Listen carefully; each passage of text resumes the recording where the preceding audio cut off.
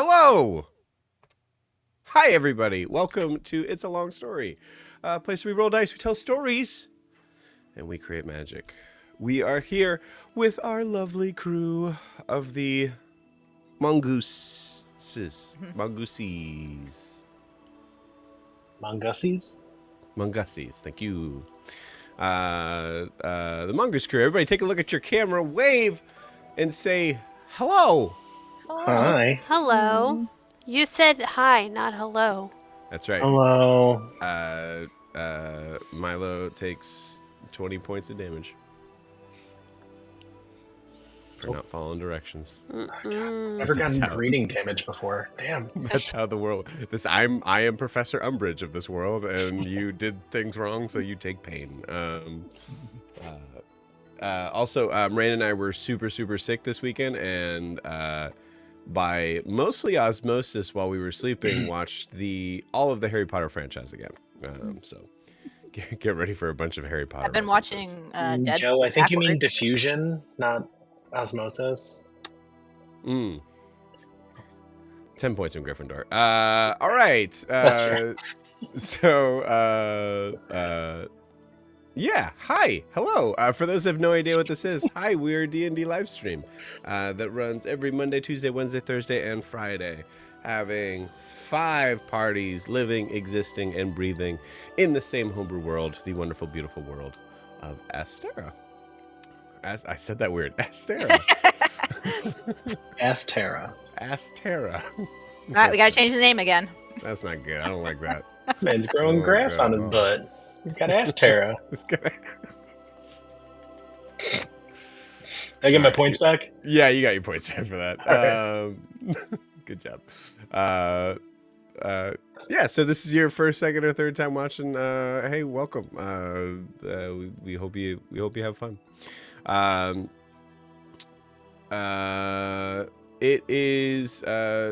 It is high time we go into the fantasy world here to get away from some real world stuff. But before we do, just to reiterate for those that probably have heard at this point, if you are wanting to support what we do here, best way to do so is to like and subscribe where you're watching this. So whether that is on YouTube or Twitch, please hit that like, subscribe. It helps us out a ton in knowing who's watching, who's out there. Hi, who's out there? Show us. You can also comment and say hey. Most likely I'll wave or say something, or someone might say something in the chat. So please and thank you. You can also check out our Instagram and TikTok down below.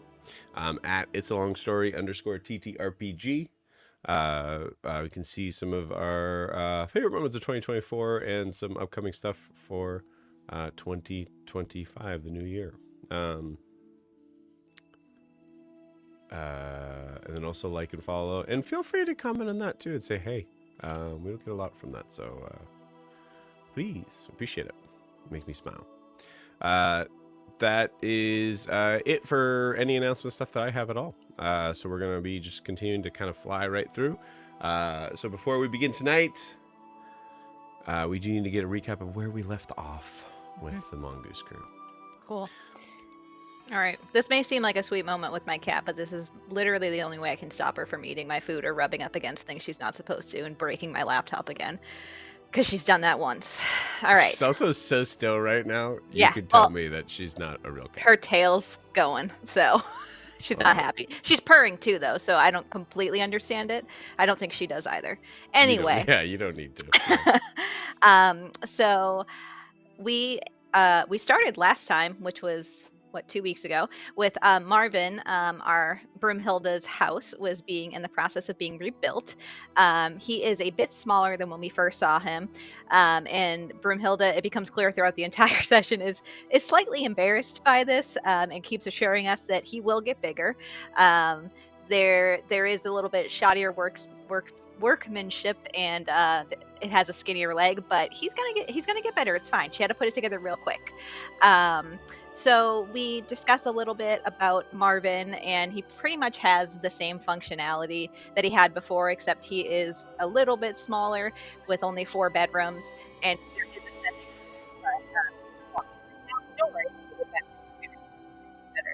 according to Broomhilda. So we kind of separate into littler groups. Not Eldrin. Milo, Guar, and Broomhilda go to talk to the wombats and thank them for their hard work with helping with getting the wood for Marvin. And then where am I? Saren, Milo, Huxley, Raylor, Eldrin, and Noros are left with Moldrin. What is wrong with me today? I'm so sorry. Let me start over. Okay, hold on. Moldrin's my favorite. They're left with Marvin to make a rope ladder. So Saren is able to flawlessly make this rope ladder while the rest of us do other stuff. Poor Noros tries to make one, but he fails in comparison to Saren. So while that's happening, Eldrin is spending some time writing down the account of everything that she saw in her legend lore vision and is trying to test herself to make sure nothing she wrote was changed and that she's not forgetting any of the details. So far, it seems like nothing has, that nothing in her notes are missing, and she's able to recall everything correctly, but she's also left with a unsettling thought that if they know things because they're watching us, there is a possibility that they can change the details of what she saw. So, meanwhile, Milo is working on making a curtain from vines on the ground as a peace offering to Marvin for what he did to him last time he was inside of, oh my god, in him, living in him. Shut up. And so he's working on that with Noros and Huxley. No, God. I'm sorry. I don't know what's wrong with me tonight. My brain's not working. Hey, Lorianne, the stakes are so low. I know they are. Yeah, stakes can never be lower. Stakes can never be lower. Yes. Just imagine that no one's watching this, because okay, yeah, it's just Hannah right now. Yeah, we have a lot of conversations in the group. So Saren and Eldrin go off and have a conversation where basically Eldrin interrogates her about about Raylor and what we're going to do about him. Saren says that she will talk to him, and Eldrin's like, that's cool, you do your thing, but if it doesn't work out, I'll do my thing, but I trust you.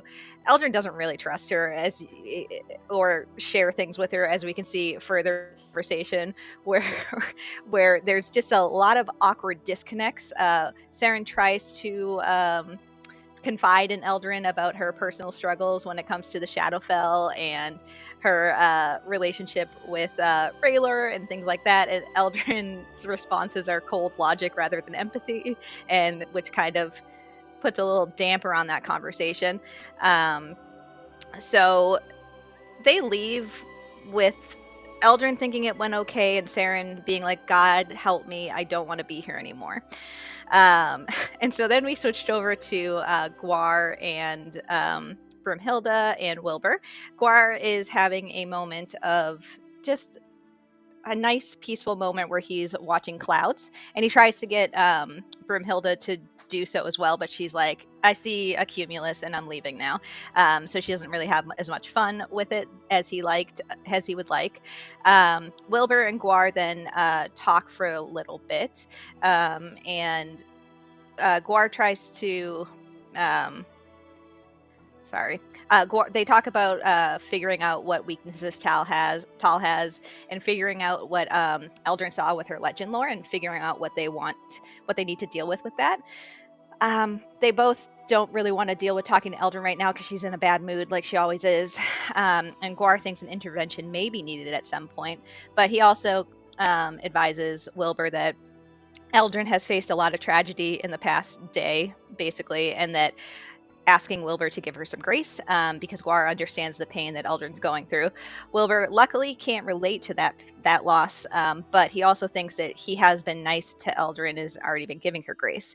So while that conversation is happening, Eldrin comes over and finds Wilbur and asks Wilbur if they can talk privately.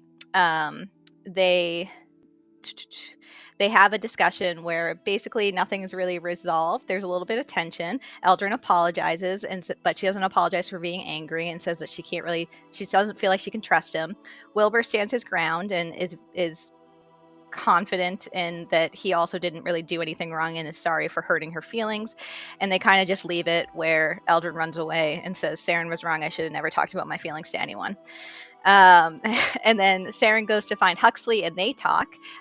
She asks him how he's holding up with everything. And he goes on the spiel that he always goes on about he doesn't know what he's doing here because he doesn't do well in group settings. Saren's able to convince him to stay. And through their conversation, things like Raylor's memories being kind of convenient to the things that he's forgotten could shed some light on how Saren can talk to him about stuff. And then Huxley also admits to her that he is struggling with her being right about Raylor being alive and while he was wrong. He also admits that they're friends, and it's really sweet. Let's see. Oh, Huxley also changes the subject when they are continuing to talk about emotional things and says that he doesn't know the source of Broomhilda's power, so it's hard to for him to make something to protect us from her, or Tal for that matter. He kind of toys with the idea of going north to find out more info on Tal, but Saren tells him that he doesn't need to do it alone and we need him since Raylor is not an artificer. And then that conversation is very sweet because it ends with Huxley saying if he leaves, he won't be running away. He'll just be going to find info to help save us. And then Saren hugs him and they both agree to never do that again. Let's see. Gwar also gets a message from Merc. He obviously does not know how sending works and doesn't relay anything useful to him. Merc, not Gwar. Gwar replies immediately and wakes up all the wombats, asking Merc where he is and what he needs to do. So then Broomhilda comes back around and Gwar tells her about the message from Merc. She completely forgot about the allies, and I put in parentheses, despite Eldrin telling them they needed to figure that out this morning, and says that we should probably get the whole group together to discuss it, because right now everyone who we called to arms is going north of Grifton, which is hundreds of miles away. So let's see. Oh yeah. So Gwar, Broomhilda, and Saren meet Milo back up at Marvin. Noros and Raylor were inside by themselves, and Noros is very desperate for Gwar to come inside since he has been stuck with just Raylor. We learn that Noros doesn't really like Raylor because Raylor is weird and is very particular about things. There's so much I'm trying to... Oh, there we go. Wilbur then also had a conversation with Riley. So he went to check on her to see how she's doing since the trees had been cut down. And then Riley says that, nah, don't worry. The plants work for a purpose, and the trees that were cut down understood and were aware of what was happening. We're not quite sure if that's true, but we'll leave it there. They discuss the Mongoose Crew leaving and how hard it is for Wilbur leaving the Grove, and also about the remaining missing wombats. And then Riley kind of puts an idea into Wilbur's mind about Winona and what she knows, or what he knows about Winona leaving the Grove. And he doesn't really know where Winona was kidnapped, and he never stopped to wonder how it happened, because she had to have left the Grove to have been kidnapped. So while Wilbur's thinking that through, Saren calls Wilbur back to Marvin, and Riley tells them to come see her before we all leave. And then after her conversation with Wilbur, Eldrin is crying in her guest yurt and decides to try and scry on her brother. And so she uses the orb that Milo gave her. And let's see, she's able to focus on things that were different about underwater Volmos, and then sees a figure in a corner of a cell, huddled, and she can't make out a face, but hears a voice that sounds very familiar, and she realizes she's watching through Volmos' eyes. Then things start getting weird because Noros suddenly appears in the jail, and then Raylor, and then they embrace and they start kissing. And then it starts getting even more graphic as Elder receives a message from Saren telling her to come to Marvin so that they can have their war council. And And then what happens is Saren hears Eldrin talking about the orb, and it results in some hilarious RP with the rest of the group. And then Noros ends up leaving to go find Eldrin. And throughout all of the conversation, it's confirmed that Milo's orb is cursed. Let's see. So Norris goes to the yurt to get Eldrin, and after he is, after she admits of watching the porn orb for about 10-15 minutes, she does break down and cry and tell him that it was a good distraction because of what's going on with her and Wilbur. He comforts her the best he can, and then they go back to Marvin, where all the MC is finally all together. They talk a lot about sex, and Eldrin once again admonishes Saren for always thinking about orgies. It's then pointed out that Eldrin talks about sex the most, but in an unfun, clinical way. And then Broomhilda patiently waits for all of us to stop talking so that we can get down to real business. We end up getting Raylor to come down so that everyone, even the NPCs, are all around the table. And let's see. And that, I think, is it where we ended. Oh, we ended with Noros realizing that Eldrin does talk about sex a lot. Beautiful. Incredible. Thank you, Lorianne. It wasn't incredible. It's fine. You're welcome. No, it was all over the place, and I hated every minute of it. Wow. Okay. Well, take the compliment. You can't convince me to take the compliment. You can't force me to. I think you did great. At least take the inspiration. All right, I'll take it. The only thing I think you missed was how mean we all were to Raylor. Oh yeah, because Raylor's racist. Yeah, Eldrin said he wasn't, though. Racist. So good. Awesome. Yeah. Anything else we need to add, friends? Cool. All right. Well. Hey guys. Hey, Joe. It's crazy. Hey, Jamie. It's crazy outside. You guys want to come inside and play some D&D? Yeah. Let's do it. Well, let's do it.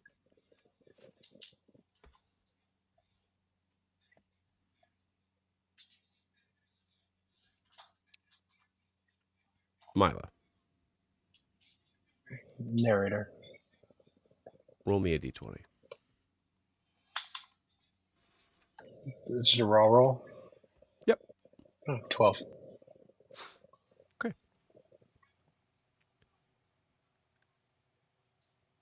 Milo, as you are watching, and I mean contributing, but at the end part of this, watching most of this kind of unfold between your friends in this argumentative sort of very somewhat reductive way of reasoning on things that are not maybe entirely pertinent. You notice two things. One, you see Broomhilda sitting on one side of the table with a very fixed expression on her face. And it's a little creepy. It is a curt smile. And I would like you to give me an insight check.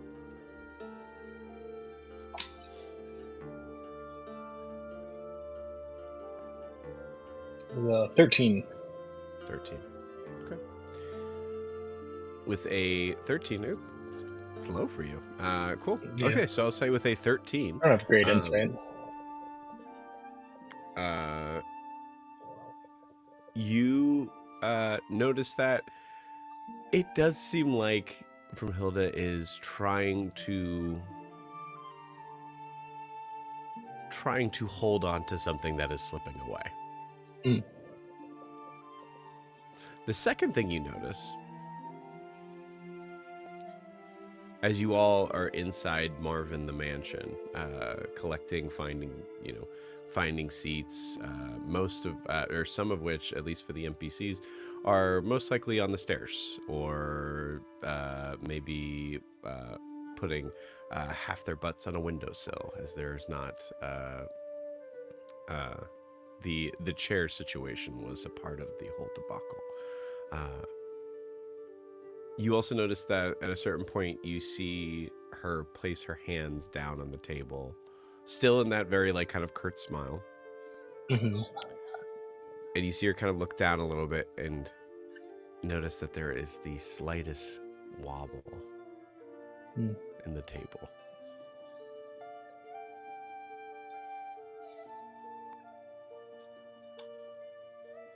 I would say Milo, when we all sat down at the table, Milo would have sat probably near Broomhilda, because I think, I don't know, I think like Guar on one side, then Milo in it. Because things are a little weird between Wilbur and Broomhilda right now, right? Or is that just Wilbur and Eldrin that I'm thinking of? I think it's Wilbur and Eldrin. Yeah. I mean, yeah. I'm gonna make an executive decision. Yeah, Milo's probably sitting close to her, and he would put his hand on hers, and hey, Broomhilda, everything okay? I'd like you to give me a Constitution saving throw. Oh no. Well, that's pretty good. 11. 11 passes. As you put a hand on her hand,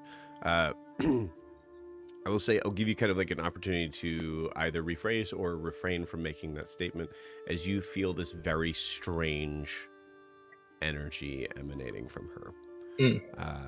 I would like you saved. Mm-hmm. But given from the idea of how what we've seen in the past on how the effect that that she emanates as a living light herself, that she's tried to learn how to be able to kind of pull in based on her emotions. You've seen Wilbur go in full worship, like loud obedience, servant-like sort of thing in front of her. So Milo, I would like you to tell me how this affects Milo slightly. It would be similar in some way, but I don't know if it would be exactly the same. So I'm going to give you kind of the opportunity to say, what does Milo notice about Broomhilda? Yeah, I think when Milo touches Broomhilda's hand, it kind of looks like a Snapchat filter, like hits her, and she just has like, she starts sparkling, like she is like objectively supernaturally beautiful and like striking. And then as Milo like notices that it happened when he touched her hand, he pulls his hand away, and it almost like misaligns from her face and then goes away. Okay, nice. All right, beautiful. Do you still say those words? No, I think if Milo, in putting that together and not giving into that, I think, hey, hey guys, I think it might be happening with Broomhilda again. I think she might be it might be we might be in too close a proximity. I don't know what's happening. As soon as he says that, Eldrin will stop whatever in the middle of whatever conversation he was having and cast calm emotions on Broomhilda, since we had that agreement, and see if that helps. Okay.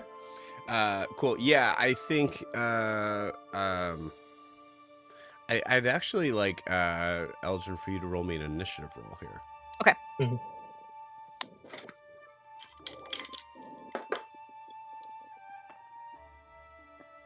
12.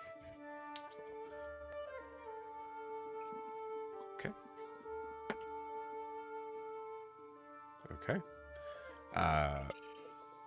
Milo, I would like you to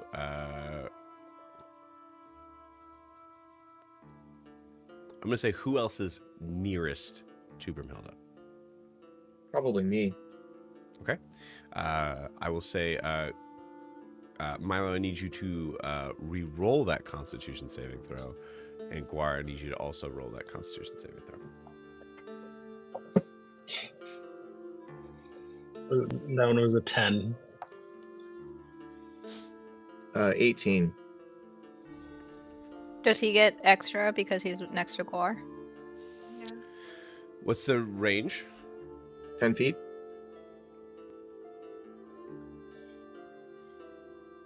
I don't know if you guys, in my mind, you guys aren't like 5 feet, 5 feet, 5 feet, right? Mhm. Right. I'll say, Milo, if you,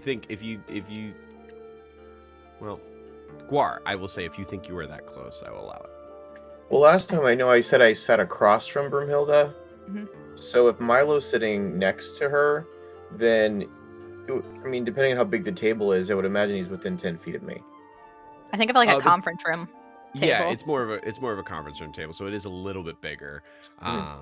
It's not as big as the table that you did have. So I will say, in the vantage point of like how far you are, I will say it is further than 10 feet. It's a Okay. big table. It's a big Marvin. No, it's not. Not as big as it was. But... It's doing okay. his best, Marvin. In the cool. Milo, you recognize in this moment from an insight that could have probably been a little bit higher, especially say uncharacteristically off. You recognize that Brimhilda was trying her best to keep calm and to keep cool, and the referencing it immediately pushed it over the edge. As you see her kind of look at you and you see her mouth start to twitch a little bit, the equivalent Snapchat filter kind of comes back on, and you take 16 points of radiant damage. Damn. You would lose hair if you had any. You would lose hair. Right. Guar, I don't think you lose any. Calm emotions goes on. As It lasts a minute, so through that minute, I'm just gonna say I need you to get a hold of your emotions right now. Okay. You are. Does the effect go away when calm emotion pop up, or? And anyone in a 20-foot radius of me must make a charisma saving throw. Yeah, let's do it. That's fine by me because my charisma saving throws are plus 11. Okay, it's a 17 charisma saving Oh throw. no, actually I'm sorry, it's a plus 15. You can fail it if you wish to, if you want to be calm. Wow. That was mine. That was mine and Brimhilda's like agreement that if she could, she'd fail it. I rolled a nat 20 for a 35. Guar doesn't want to be calm. No, no, I just choose to be calm on my own terms. Okay, cool.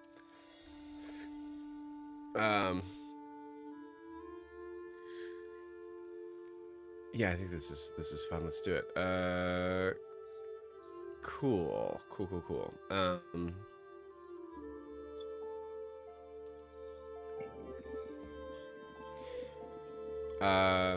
You hear Elgin. You hear a voice in your head.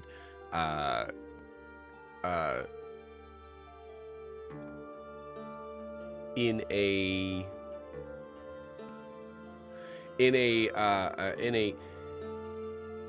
voice that doesn't match the face that she's giving at all, as she is still kind of like trying to have that sort of fixed smile that is like that just has a twitch to it. You hear an extremely distraught, worried, scared voice of Brimhilda in your head saying, "I'm trying." Can I tell if the spell's working? Yeah, so we're in that kind of like bullet time of like this is technically initiative here. So I will say in this moment here, she did fail. I would like you to give me an Arcana check though. Okay.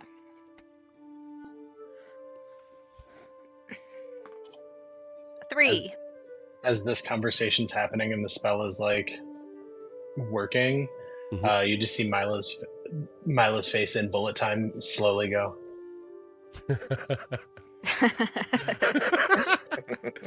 Lady in red. Lady in black. I rolled 3. Would either Raylor or Huxley be paying closer attention than they normally would to this, since they were just trying to work on something to make it go away? Raylor, yes. I will check with Huxley. Yeah, go ask him. I'll be right back.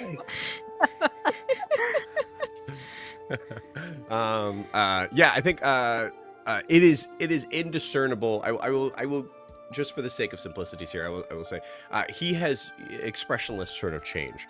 And actually I'll carry that over to the everybody having to make a charisma saving throw. He saves, and he chooses to not be put under calm emotions.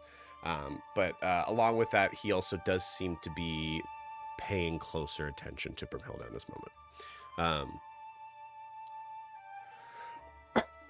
Excuse me. What did you get on your insight check? You said Arcana. Oh, I got Arcana. 3. Yeah. Yep. 3? Mhm. Okay. All right. Cool. I don't need Arcana when I have the power of religion. It is unclear whether she chose to fail or just happened to fail. Can I respond to her in my mind if she talked to me in my mind? Sure. Okay. I will look at her with the same mask that she has on, but a kind of a not frantic, but more of a stern, like, I say in my head, do we need to go for a walk to calm down further? There is a slight head nod, head shake, as you see the twitch start to go away and the face come back to a normal scowl of Brimhilda's. There was a possibility of the idea of like she tried something and it's not entirely sure whether or not it failed miserably or if it was just a high thing to have to deal with the mounting situation around her. I would say actually also roll me a perception check, Aldrin. Okay. God, not good. Well, it's a 14. 14. Okay, cool. I'll roll for it. We lost the dice cam, but okay, cool. Yeah, 14 is enough. You also noticed that she had you had noticed that one of the last things she did was like to touch the table, and you saw her hands move slightly, and it being slightly uneven.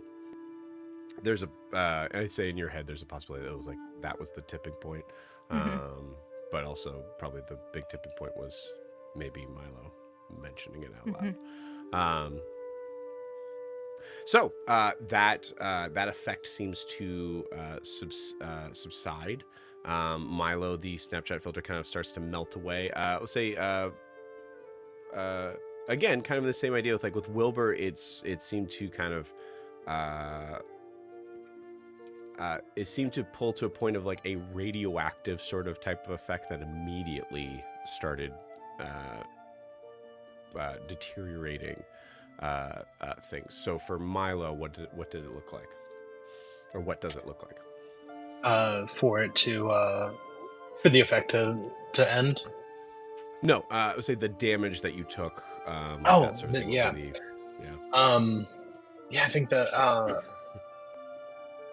Milo hasn't been wearing his turban, just because he doesn't have it equipped and just hasn't felt the need to. The wounds have been healing fine, and he's been feeling more confident with it, having his scars show, and he starts to feel a little warmth on his ear as the like wounds on the side of his head, the scars on the side of his head start to bleed a little bit.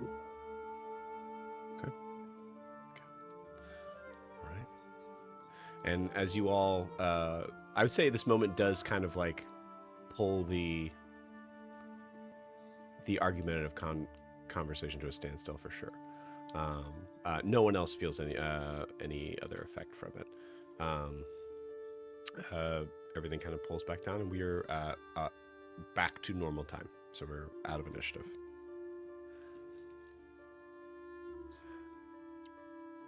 That was Milo's gonna look over at Wilbur and that was weird. Oh, Milo, I'm so sorry. Does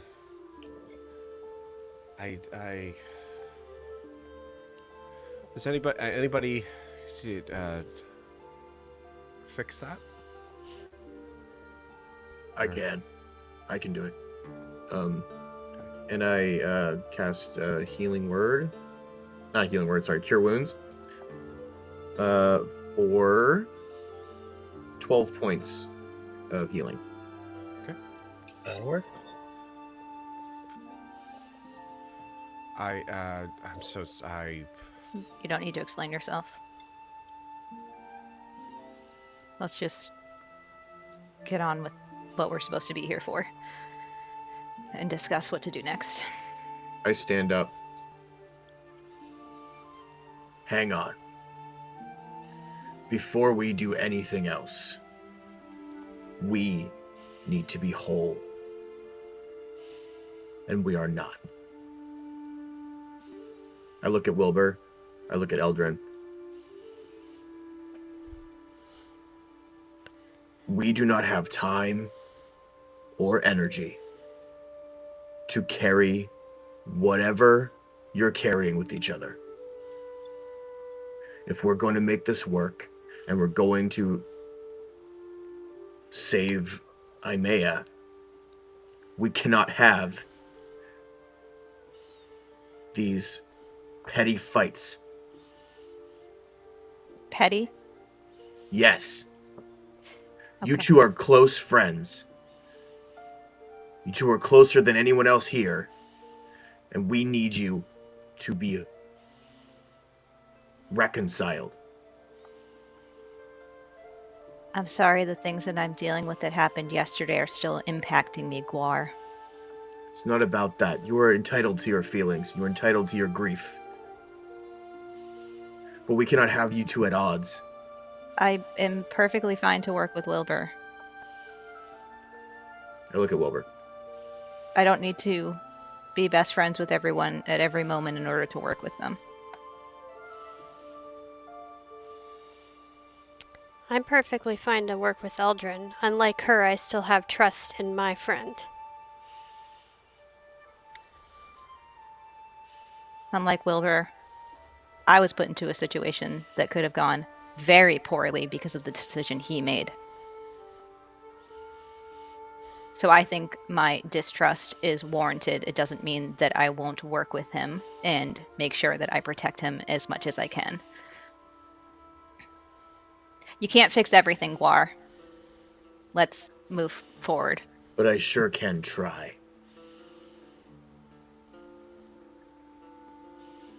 I know that in the grand scheme of things, we have not been a group for very long.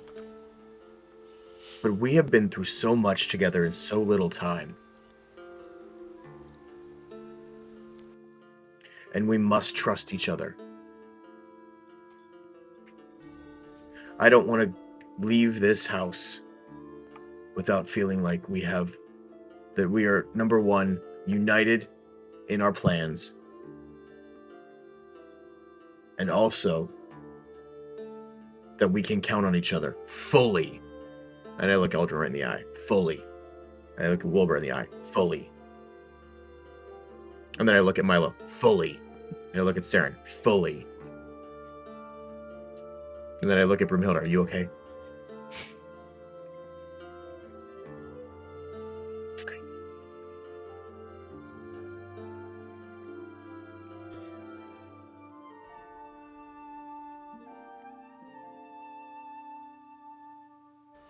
There's no problem here.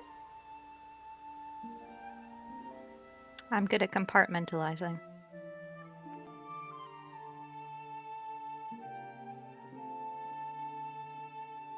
Milo, Saren, you see this too, right? Yeah, I feel like that's not the same thing, but like I don't know if we're gonna get better today. I don't know. Maybe naming it and calling it out is the best we can hope for right now. Yeah, it 'Cause- might have to be good enough, but Eldrin, you said it could have went horribly wrong. It didn't. So Okay. Great, it didn't.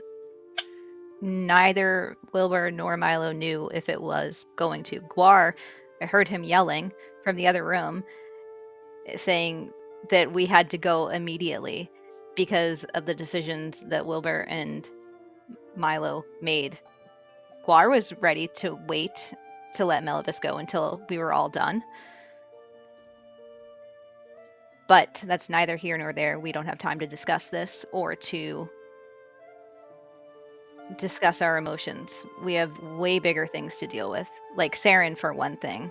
Or we can just continue talking about how Wilbur and I feel while Saren gets slowly pulled into the Shadowfell. She seems to think that building a ladder is more important than her issue, so I don't know. Priorities, I guess. I mean, that was a joke. Oh, okay, Saren. That. Yeah. Gosh, you had me worried. I also don't know who she's gonna harvest. Harvest feels like a weird word. Here, that's not going to cause a significant problem. So maybe we. I don't want to do that. Is there... I mean, there's no way... I don't know. Everyone we've told this to, Zaris and whoever, they all say, oh, we'll find a way. But is anyone actually doing any research? Like, do we have anyone looking into this? A hand slowly raises from the corner as Raylor. The floor Yeah. acknowledges a Yeah, quiet yes. hand. Well, I'm considering the personal as well as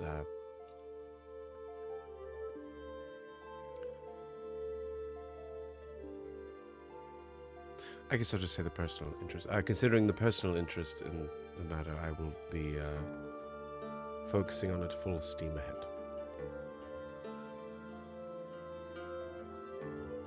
I do have some Okay. theories that may work. You've met with you did meet the Archmage. If you would like to use the sending room to discuss theories with him, he did say he would look into some of it, so feel free.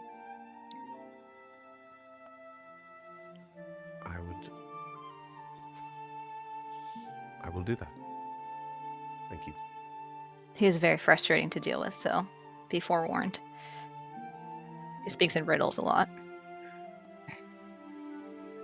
I like riddles. Sorry. Oh, no, Raylord, don't apologize. This could be very helpful. Thank you.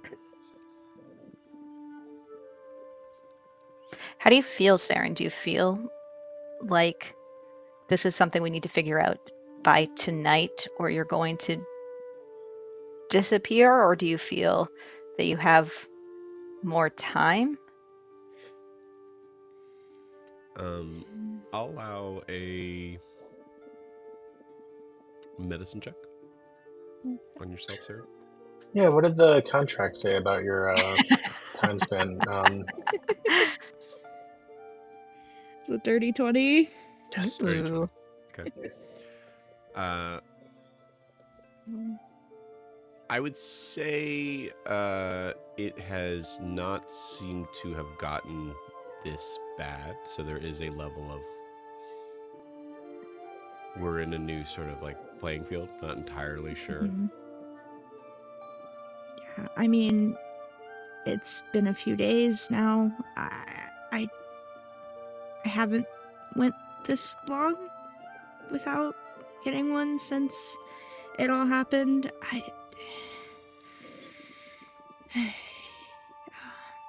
I don't know. mean, are there any? Are there any? Is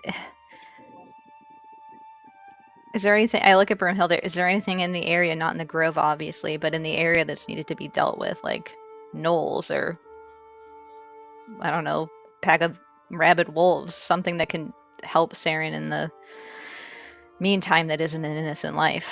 Although, does it have to be? I mean, it has to have a Anything. soul, right? I That feel like that can be harbor. Can we Well, say facilitated? Yeah, Knowles would yeah. have. I mean, they have a consciousness. I mean, as far as trying to decide whether or not they have souls or not would be past my professional understanding. But yeah, I guess I could look into seeing if there's something that's relatively close. Okay. Yeah, I mean, I hate to say it like this, but just like I don't know, a pack of bandits or something like that. I don't want to doom anybody to the Shadowfell, but if I have Like to until we any figure this Mortimer. out, I mean, Huxley speaks up and goes, I mean, if anyone wants to bamf us to Azumare, I assume most of those people probably deserve to die. In some cosmic way, not personal. I've done a lot of business in Azumare. I just in what I imagine to be Eldrin's perspective, at least. I don't even know from Saren's. There's a lot of good criminals out there. Sure. But I'm sure we could find some bad ones there. where is that exactly? Desert City. I don't really know where we are right now. But Right? Desert City, I'd say about maybe 3 days north of Celeste. Okay. Well, part of our loose ends right now, are we agreed that we can't do much more to help the family?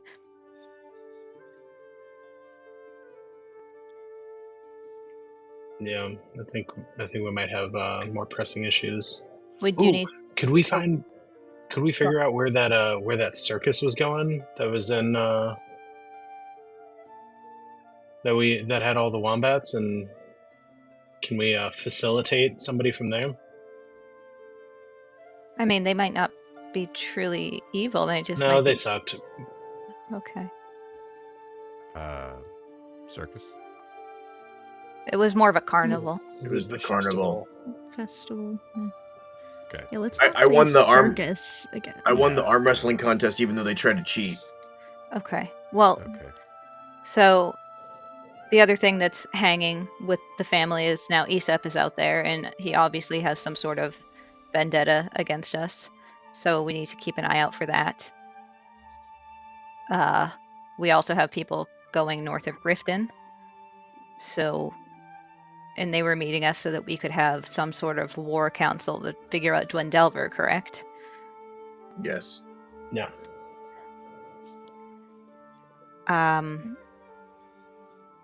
I need to find where Volmos is.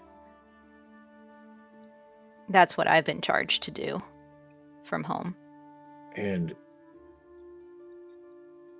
the other thing too is before we march on Dwendelver or make a plan to get there, I do not feel comfortable going into the belly of the beast without knowing some of his weaknesses first. We need to figure out what my vision or what I saw means too, because I think it can help. Yes. I think those two might go hand in hand, honestly. You see Raylor kind of just make a very strange face at that. Not getting the truth in that at all. I think Noros decidedly avoids eye contact with Raylor at that. Huxley said he needs more information on the source of the whole living light aura thing. Maybe Guaryu said something about going north for the answers on Tall. Maybe that could help with that too. Mm-hmm. I don't know if it's worth it for all of us to head that way. I mean, we would have to... There's a...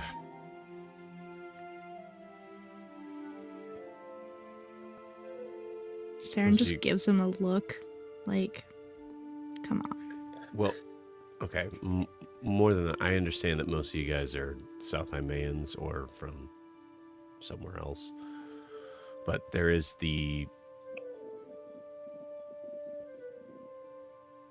what some would call the Blackened Forest. That's up north, presumably where... I don't know, presumably where they... Sarah, I don't entirely remember why we... it'll say above board. Does Huxley know why up north? Oh no, because he wasn't there for the whole thing with what we learned from Melivis. No, he was. He was with us. Remember? He did all the puzzles with us. Yeah. Mm-hmm. Okay, so catch me up. What would have been that he would have caught? I mean, he learned all the information we learned from Melivis. Which was, in regards to what we were talking about, would have been... that Melivis said that Tall started, like, if we go north, we can learn more about him. So so blanket statement if we go north. Yeah. Okay.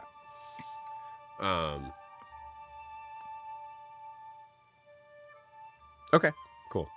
Yeah, I mean, if the answers that we were looking for from Melivis were in that area, I don't think it'd be worth risking everybody there. There is a lot of lore that exists around that forest that the silly notion is that no one has come out alive. Maybe we can go to meet our allies first, and then we can divide and conquer. Because I agree, I don't think we can go to every place that we're discussing. I know you're itching to leave us, but I would prefer you not go by yourself. So maybe someone that we have allied with could accompany you. Sure.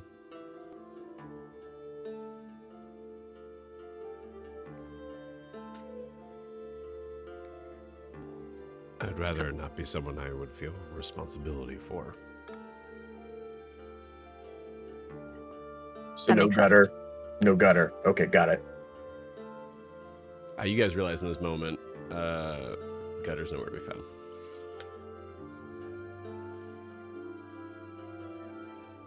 Fuck. Did we leave him down there with all the wombats? I'll be back. I get up and I leave. Okay.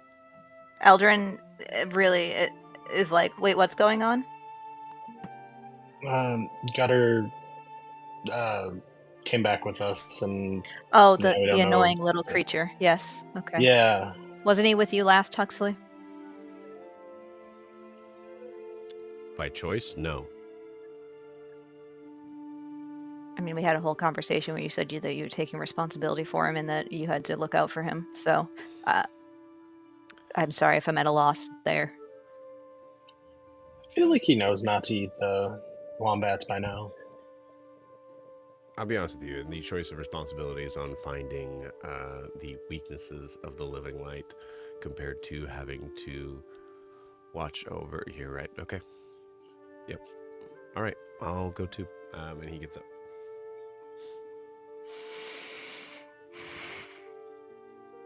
Okay. I'll say, just for the sake of the scene here, we'll pause the scene here, and Guar, you, I assume you're heading out and down and like looking for Gutter. Yes. Cool. Very close behind, you find Huxley is. Actually, Huxley's gonna be a dick and Misty step down, and just wait for you as you climb down. I can do that too. I just chose not to. Yeah. Okay. I don't like climbing if I don't have to. I'm not 12.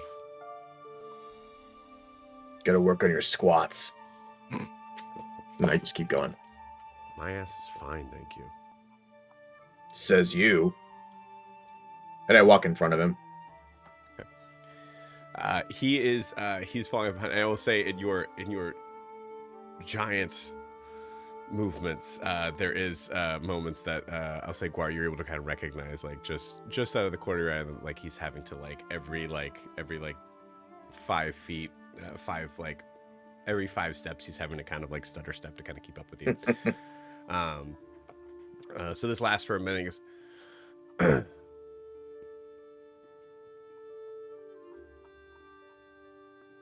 so there's another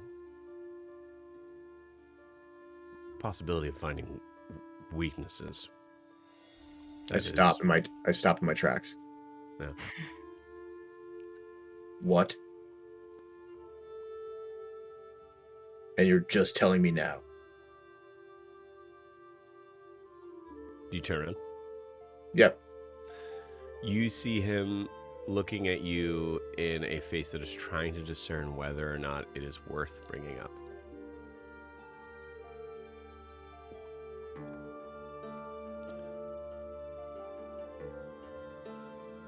From my understanding,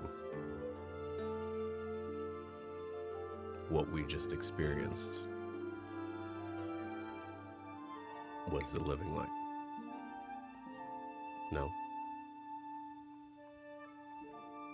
Maybe.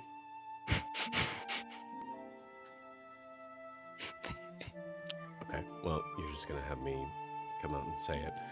You're looking for weaknesses on Tall, and what we assume what makes Tall the most powerful is the idea of what he is and not who he is. Then what he is also sitting at that table. So what do you suggest? We poke and prod her to find out what makes her tick and what upsets her and what causes her to lose, I don't know, potency? I leave the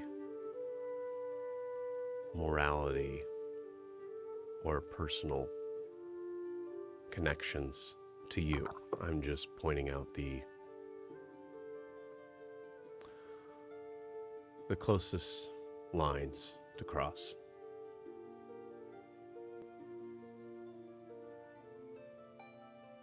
She is with us. Then she would understand. I would not. Fair enough. I hope it's worth it.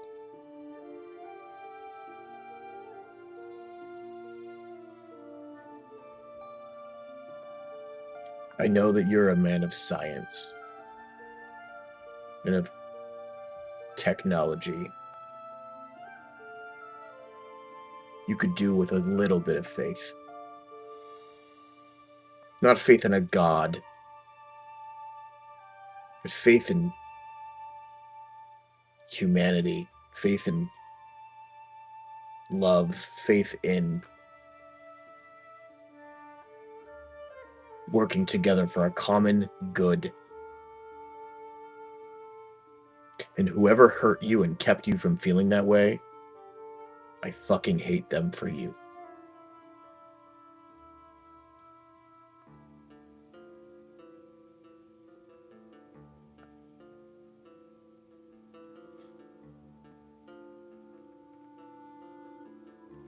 Yeah, cool, thanks. Along those lines, if we're not considering, as you said, poking and prodding, the humanity, faith, all the other bullshit you just said, I've learned to be able to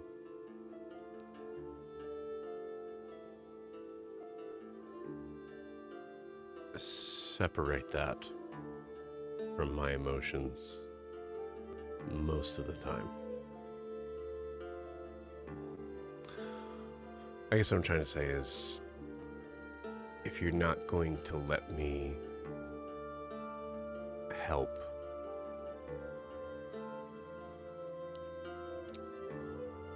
find the weaknesses of Tall, maybe I can help suppress the weaknesses of Brumhilda. Now that I could get behind. Because I think she would appreciate that, and I know the rest of us would as well. And in so doing, we can learn how to suppress Tall.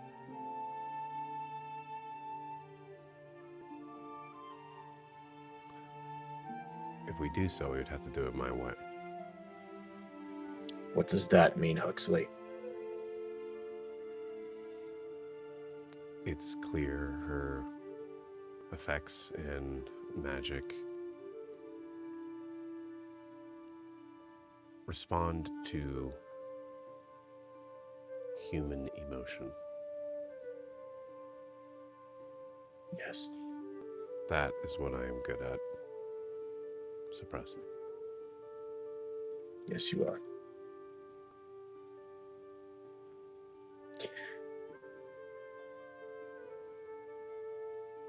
They may come from the same line, the same makeup, but they are different, Huxley.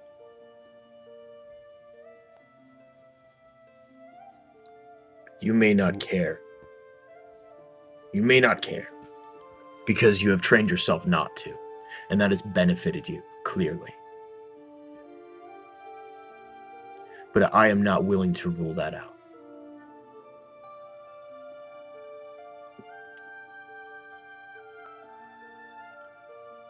Speaking from a pure logic standpoint, it's clear as day they're two different people.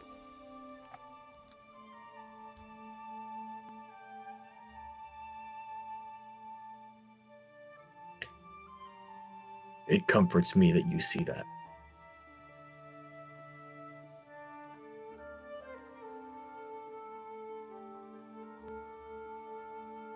So I have your blessing then? My blessing doesn't matter. You must get hers. And I know that she would give it to you. Because this cause is possibly more important to her than it is to us, and that's saying something. I don't want to speak for her, but that's what scares me, is that I know she'd be willing to do it.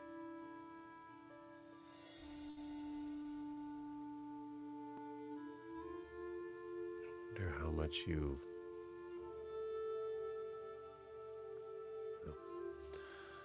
Finish it.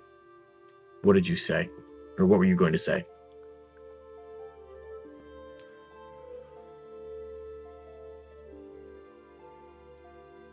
In my work, long ago, in understanding how to repress, control emotional connections, I've also learned pretty clearly what makes people tick. It's been very useful in getting in and out of groups and seeing what is important to the people that you're working with. So with all due respect, for you to say that your opinion doesn't matter, you must not know her very well.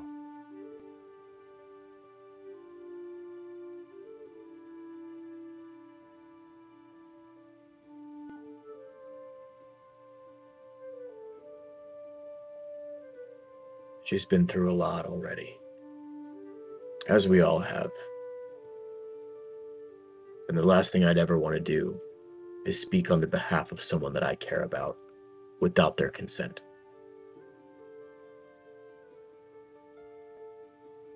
Fair. So maybe blessing wasn't the right word. Would you agree to it? In your part? Because it will be a sacrifice not just for her.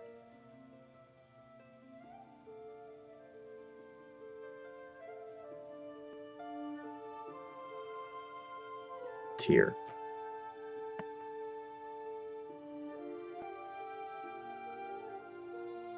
Yes.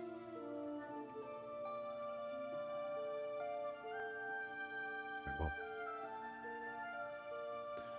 you can go back to the group if you want. I can find Gutter.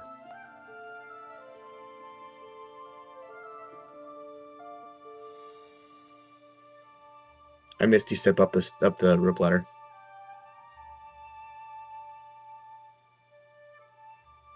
Told you I could do it. Yeah, you're so cool. Just walks up. You wish you were as cool as me! Fuck. We come back to the group. Would there be any conversation that would be pertinent that you would have without Guar and Huxley?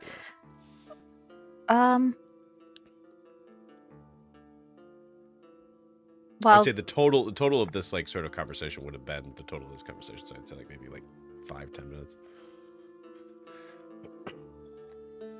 I feel like it'd be weird if we were quiet for 5 to 10 minutes, but Yeah, I guess what I'm saying is, yeah, this is very, very reflective of the group. Well, we've had 5 to 10 minutes to talk, right? Okay, Yeah. What did we talk about? I'm saying, was there anything that would be pertinent? Okay. That would need to have been time based. Otherwise, might as well have Guar here, right? Yeah, just have Guar. Mhm. Cool, you got it. Guar, you come back in. Everybody is stone faced. You're not entirely sure what happened. No one is talking. Yeah. And you'll never know. Yeah. You'll never know. Yeah. Yeah. Just message me what you guys talked about with Okay. Guar. Yeah. Wilbur and I made up. You gotta Wilbur, stop letting him get to you like that. Wilbur and Eldrin made up, and they're like, "Thank God Guar wasn't here. He was the reason we couldn't do it all along." He's the actual problem. Hey, Guar. Hey, bud. Hey, buddy. So we're all agreed that we will kill Guar for Saren to have. Facilitate. Anyway, none of that happens. It's all in Guar's nightmares. It's all Guar's Guar's what I was nightmares, gonna- yeah. What I was gonna say was, did he do it to all of you already? Yeah. Don't have much to talk about unless everyone's here. Well, I'm back, so What do you want to talk about? Well, No, I think so. Is our plan currently right now? It seems priorities wise, get Saren stable. mhm. Hopefully, along the way to our rendezvous with our friends, right?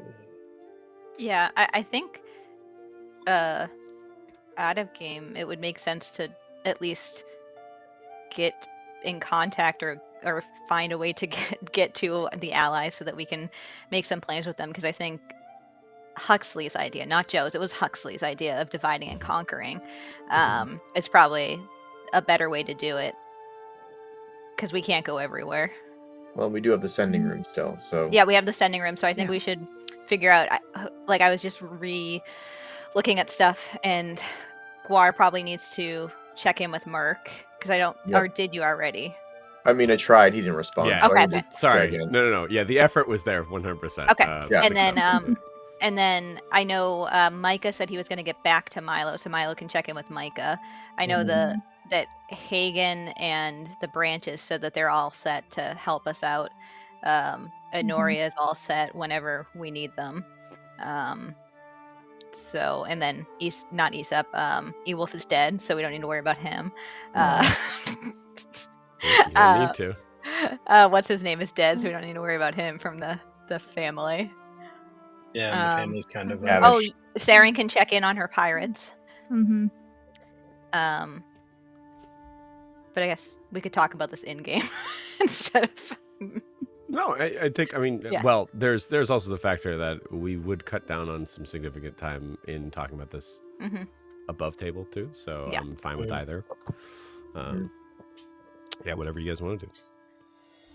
Eldrin would suggest to Raylor that they talk to Zaris together to start because she has to ask Zaris some questions anyway about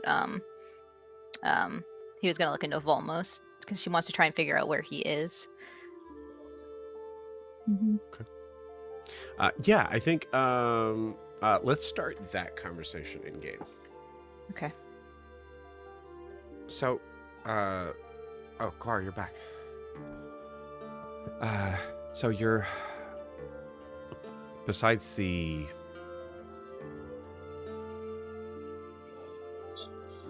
other thing you saw, I mean, there is a possibility that there is a portion of what you saw that is real. Well, if it is, then it doesn't make any sense. I mean, he was taken from the castle. Why would he then be a guard at a jail or a prison? If he was taken against his will, all of a sudden, he's working a job? My specialty is understanding how to be able to influence the mind of people magically, and I can tell you that there are many ways to do so, and if this is one of many Volmoses, then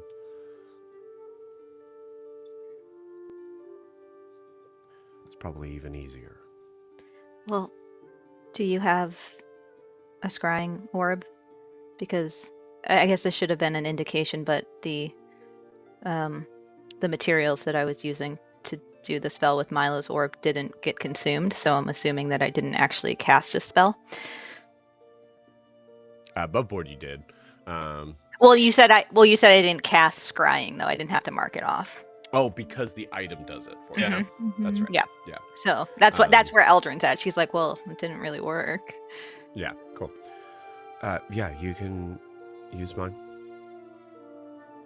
It is untainted.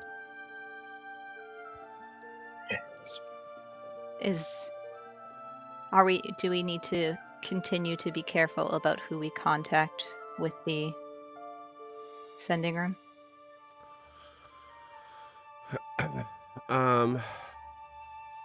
In truth, I don't know. I have no idea how whatever being was listening in on the conversations. I think it was Or- Melivist. Well, if it was, then that's not a worry now, right? But yeah, short answer, I don't know. I have not been able to. I've put essentially the same amount of protective spells and glyphs around that I've had. Granted, they're in slightly different places. The idea of it being a smaller room might be a factor. Who knows? But I can, yeah. it be best not to try and reach out to him that way? I don't want Reach out to who? to Volmos. I don't want to do the same mistakes I did last time. I would say for many different reasons, because we don't know what we're dealing with. Maybe we just try to contact the people that we know are most likely in a relatively safe space. Okay. And I would say relatively in terms of, you know, if you were to ask me before everything that happened, I would say it's impenetrable. So Oh, we also need to warn New Moon that Alyssa's probably being hunted by the family. Which, I mean, I guess I can do since I'm the one that heard all of it. And Green and has reached out to me a few times. okay, yeah. Where is Alyssa from originally? It's that place, Grifton. Grifton, yeah. Mhm. Which where is we're going kind of north going. of Grifton, yeah. Might be worth checking out. Okay.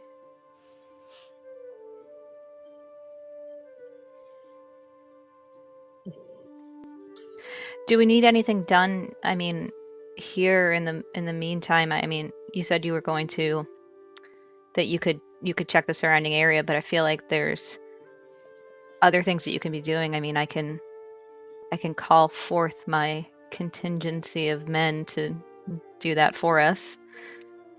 Well, to be honest with you, and this is Brimhilda looks at Wilbur. There's a possibility that the Rangers services would probably be best here.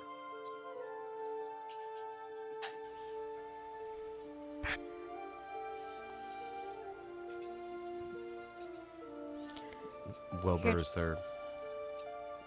is there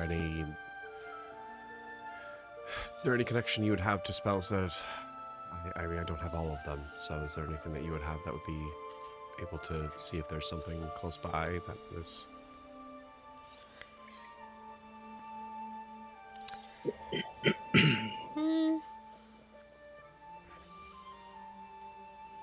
See if there's something close by. Yeah, I've got a couple things.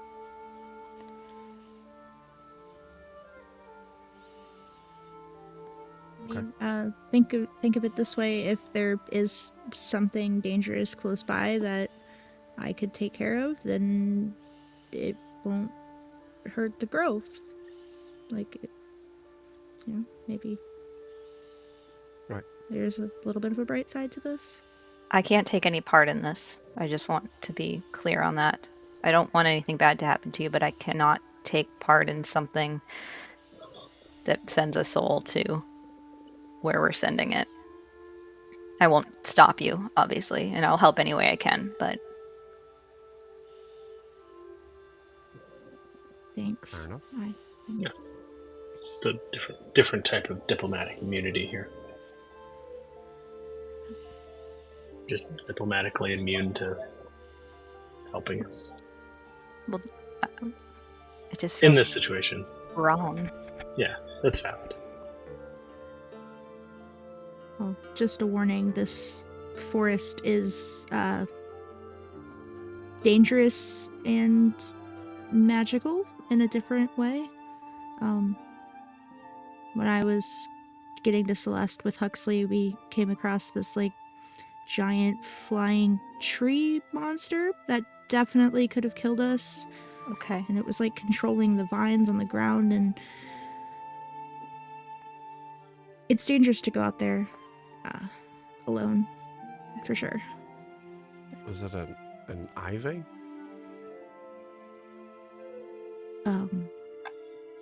Is that a giant sentient tree?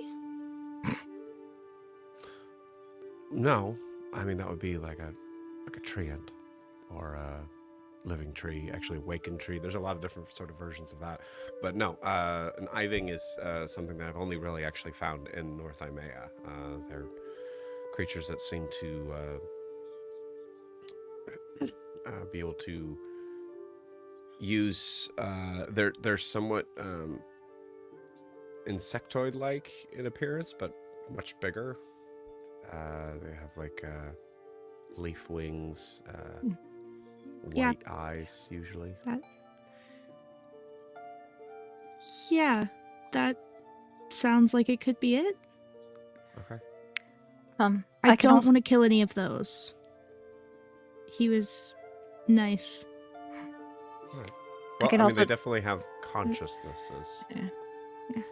So I gave him a rock and he didn't kill us, so I can also check in with Catherine. We did discuss the Shadowfell and the Raven Queen and your issues with her a little bit, and she was gonna look into it too, so I can talk to the Arcana and the religious side of both people, of my people. okay. And in the meantime, I'll find something that deserves to die to hold off him for a few more days, hopefully. And when I say I don't want to assist with this, I'm not going to judge any of you for helping her or you, Saren, for doing what you need to do. I just can't. Well, just know that I don't want to do it either. It's I just know. as much as you don't. But I don't have a choice. Not yet. Were you guys gonna really let her kill me? What? Were you I guys mean- gonna really? What? You said you I were. mean, gonna... we'd have felt bad about it, but Milo, what are you? What? Guar, I'm not gonna kill you. Guar, we're not. Hey. You guys- Brunhilde reaches over and squeezes your hand. I have no idea what you're talking about. You're being stupid. I thought you liked when I was stupid.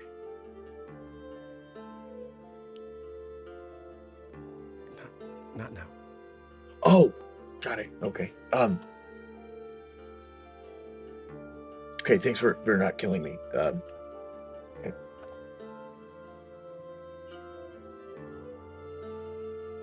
I need to talk to someone else in the sending room as well. The person from Dwendelver. Yes, Be careful, we don't know if we can trust them. I know. I also want to make sure that it's actually her, and I want to make sure that I can get any information that I can, and I'll keep it vague on purpose. But if she is who I think she is, she could be extremely helpful. We can use her maybe as a way to get more information, the lay of the land. You've been gone for a very long time, right? 2 years. No, not as long as I thought. But still long enough. Long enough. Maybe the structures haven't changed, but allegiances could. Well, in that case, it might be worth doing ascending outside of the room first until you feel like you can fully trust her. Okay. You can use our bracelets, and Saren has a ring, so that's 9 that you can do. Okay. Like I said, I mean, it's just for clarification here. The old Brunhilde would say there's absolutely no way anyone could penetrate the defenses that I have in this house. But someone did, so chances of anyone being able to do it again that is as powerful as Malavest, extremely unlikely, but not 0. I also never checked in with my mother. I didn't have the chance about what it is she dealt with King Isambardis and all of that political drama with the proof and all of those things. I mean, we gave her a head. I don't know where that led to. Guar, do we have any sort of inclination of them picking up any signals at all on the idea that Dwendelver could be worth taking a look at? Out of character, what is she asking? That Basically, like, are they full, like, you're full of shit, we 100% don't believe you, or is there some wiggle room of the possibility that they are, like, maybe there's something interesting going on? I don't think that he would have given me the opportunity to get proof if there wasn't a chance that that would work. Okay. I mean, you know, Well, he's an idiot, but I mean, if we have a South Amian army at Dwendelver's footstep, that's definitely a pretty good distraction. Sure. I'll see. I'll see what my mother what she gleaned. I do know, and I look at Noros when I say this. I say I do know from our conversation with them that whatever happened with the king, and also compounded with what is going on with my family, Honoria is ready to protect Honoria and bring in our own enemies to do so. But their focus is under the water. So we need to work on that a little bit more too.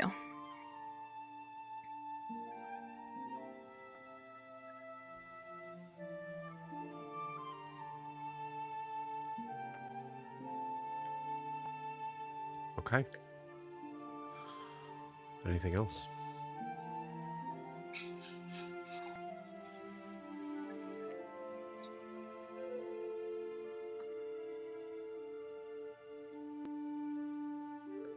We just need to remember to work together. I know we all have our people to reach out to.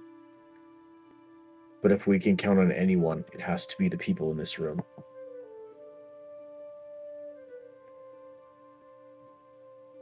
Do we agree? Just so that we're crossing every T. That includes Huxley, right? Yes. Sorry. Yes. Does that Yes. include Huxley? Yes. Yes. Okay. Well, to show you that I am serious about us all working together, Raylor, shall we begin in the sending room and speak with Zaris together? Yes, that would be... it sounds wonderful. Okay.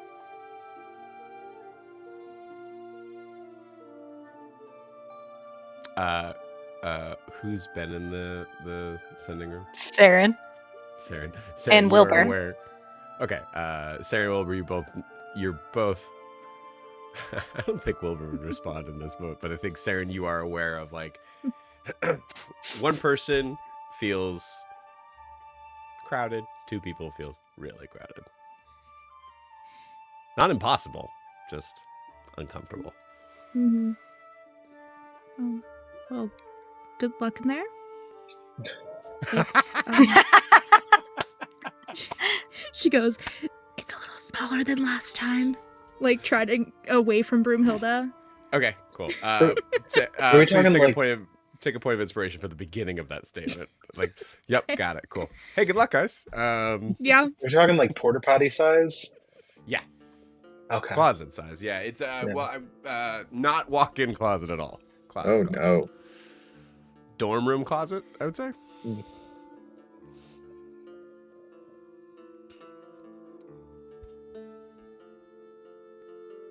All right. Anything else to be said at this table or discussed?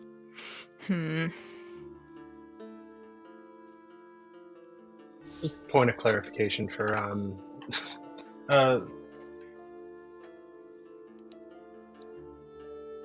Brumhilda, were you implying that a while ago, were you implying that the more copies of a person, the more like pliable their will is? Well, I mean, the simulacrum is in a very...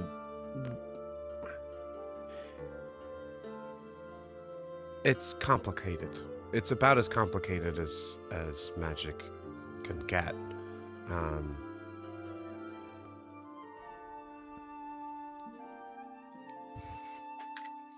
Yes, there's a chance, slight chance, but That's a variable that can be controlled for.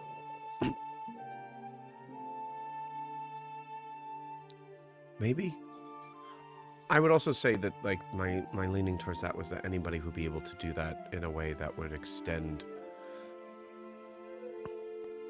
the willingness, extend beyond the willingness of the creature being affected, is someone who is already doing things I didn't know were possible. I mean, this Volmos was doing things he wasn't aware he was doing. He came to after he stabbed my father. And that's why I was put in prison over a year ago.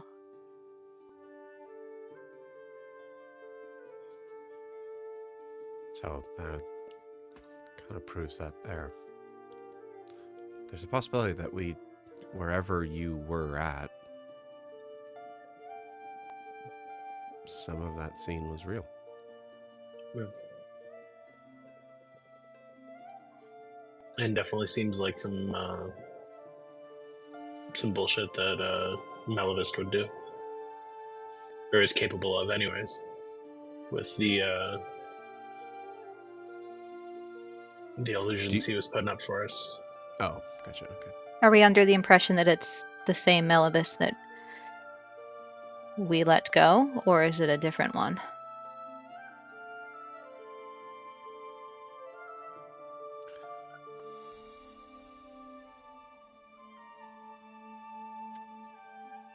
If we assume that it's... Oh, no, I guess I don't. If it's the same one we let go, I will make sure I kill him myself. Slowly. Valid. Fair. Is there any way to tell if a simulacrum's been made of someone? Yes, there are ways. I'd have to actually probably do a little more research on it to be 100% sure. I can ask Zarius as well. He was very curious about all of that. And when he originally was looking for Volmos, we didn't realize it was a simulacrum. We thought it was just a soul split in two, and somehow, I don't know. We didn't know there was multiple, so maybe he has more insight into that now. And Persona also didn't know that Volmos wasn't whole. So something is happening. Typically someone who has a simulacrum of a creature would be somewhat weaker in certain ways. But there may be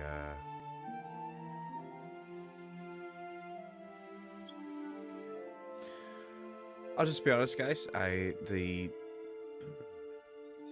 In the web of being able to control humanity, simulacrum was one that I just tried to stay very far away from.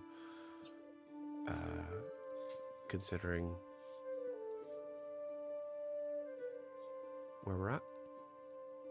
Yeah. So kind of as she looks at everybody, she kind of glosses over Wilbur. Mm-hmm. Yeah. So is that? I mean, to say the thing, is that kind of what? How why many of the wombats look very similar, or is it just all wombats look the same? You'd have to ask my father. You'd have to ask Cerilius that. Well, since you brought him up, that's another thing on my list. We probably need to talk to him. Where the hell is he? I mean, you saw him last, right? Yeah. Did he say where he was going? No. 150 years ago. I haven't seen him since I was hundreds of years in the past. You said that he was going to relive his life? Yeah. So how does that even work? Is he out there somewhere, or is he still in the past? Do Well, if you he's think Himself? do you think that man gave me any more insight than that? No. There's also so many questions revolving around that. The fact that we all have memories of a specific Cerilius that probably...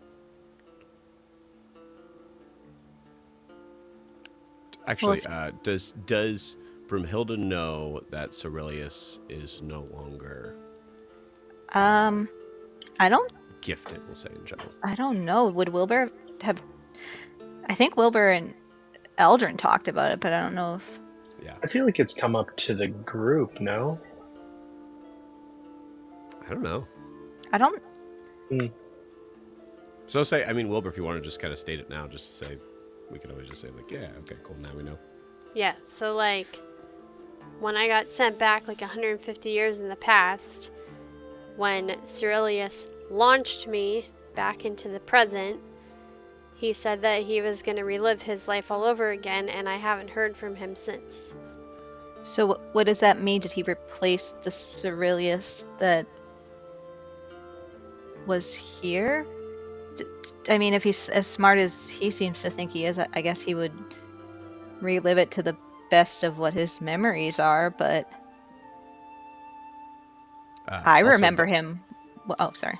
I'm just real quick. Above board, Wilbur, there is like a big factor that is a big difference in this lifetime. If you remember why Cerilius was not immediately able to help you.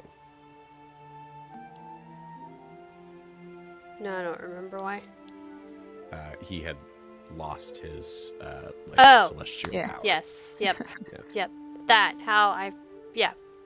Oh yeah, by the way, he's like lost his celestial power. What do you mean? That's what he said. Okay, but as far as I remember him with power, so he hasn't relived that part of his life and rewrote our memories, correct? So yeah, so we'll say there's a moment of Broomhilda going like weird, confused. What does that even mean? Eldrin snaps her back in that question. Yeah, I mean that is a strange thing. We don't remember. I remember a Cerilius that was able to teach me how to fly for the first time, and couple of the other tricks. So if that Cerilius existed, and now there's this other one, that means that most likely they actually existed maybe at the same time. That doesn't... Well, then we need to find him, and we need to figure this out.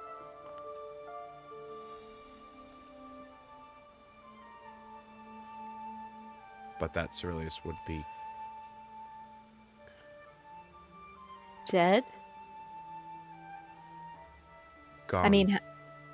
I mean, if did he live longer? He lived longer, or forever, or whatever it is, because of his celestial blood, right?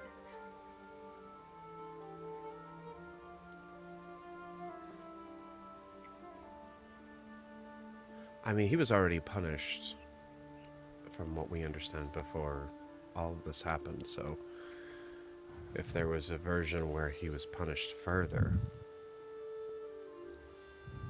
I don't know. What if that's why he didn't do anything? Wait, hold on.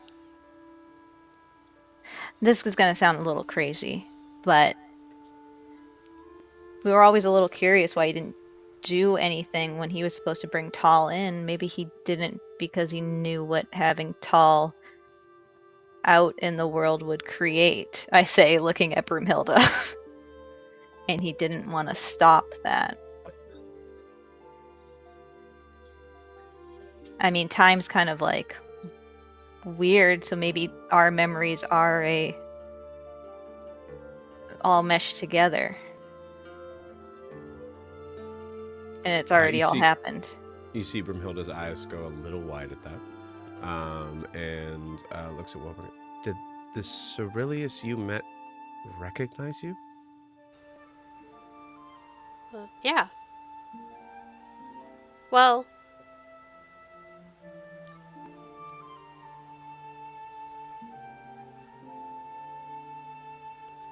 I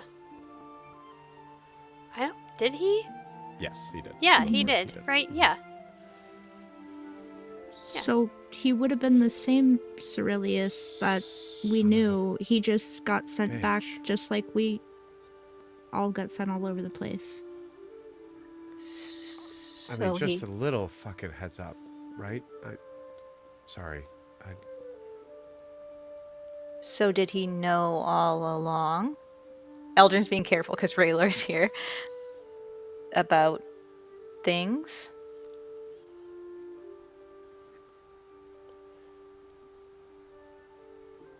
Who knows?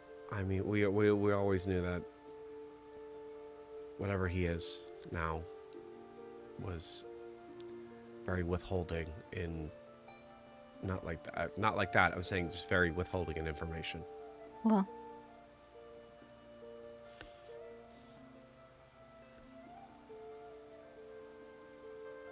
I'm going to say at this point, in the same way that Eldrin is not able to take part in any conversation or in any in-depth problem solving on Saren, you guys are on your own with Cerilius. I can't be a part of it. Okay. I squeeze her hand. She squeezes back.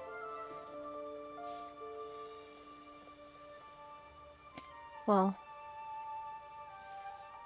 I guess Raylor and I can go talk to Zaris. Guar, I look at Norse, I say, give Guar your bracelet. And I take mine off too. And I say, talk to your friend and see what you can glean. Okay. It's going to be a little bit of a jilted conversation. Remember, 25 words at a time, then she can reply, and then you have to cast it again. I mean, I'm basically a sending expert at this point, but thank you. You don't have to scream. You also don't have to say it's Guar every time. Yeah, that really Probably does. Just the first time. It's probably Only good. do it. She hands over the ring. Time. Okay, Thank just you. don't do it. Just don't do it 9 times in a row. It's Are you Guar seriously? again. Are you seriously micromanaging me on sending or on message? Give me a break. Have you sent to her before? I just responded one time. Didn't hear back. Right, but did you start that? No, you wouldn't have had to respond. Okay. Well, I mean, it would. Guys, I would say in this case, it would be very important to introduce yourself if you are starting sending. So that's fine. We're saying every time because he can do up to 9 of them, not to say it's Guar again every time. I don't do it every single time. Unless you think that she would recognize your voice after a couple of years, I guess. I mean, and also it doesn't hurt to be loud. I mean, you want to enunciate. You want to be. Sure. Just use your words wisely. You all have a problem with the way I speak? What is happening? I love it. I love it. When it's in your head, it is very loud.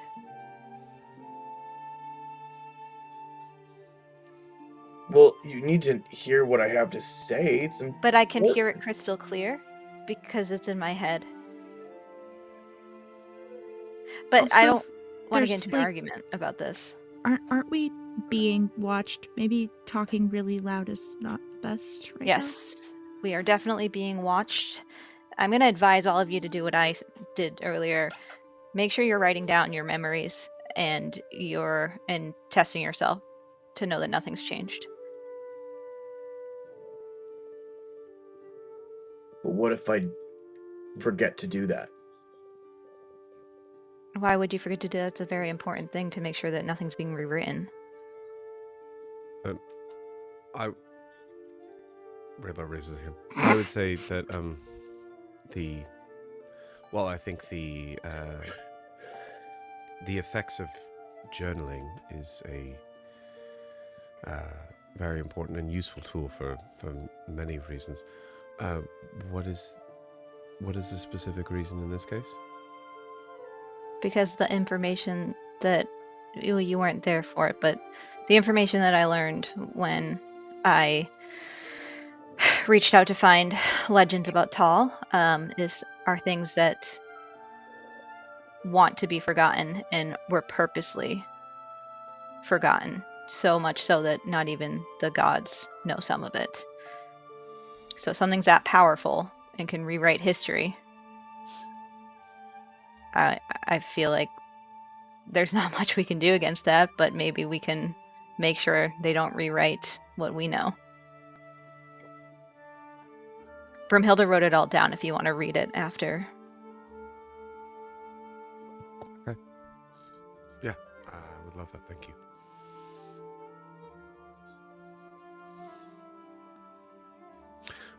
May I present a possible project? I do know that the means and the not wanting to speak ill of someone who is not currently here, but I know that the means of how this type of magic has become squandered and used for ill will.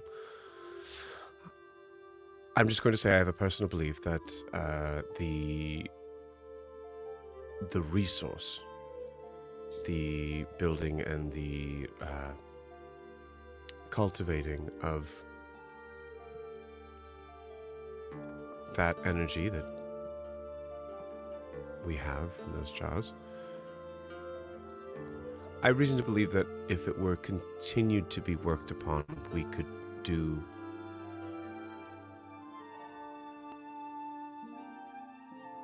much more than we could do now. Meaning? What does that entail? I mean, more blood, I assume, but like... What would that require? Yes, it would require some sacrifice from all of us. But as far as the meaning is, honestly, just what I said. I personally believe that besides maybe the cosmic distance between us and the gods, the difference is only in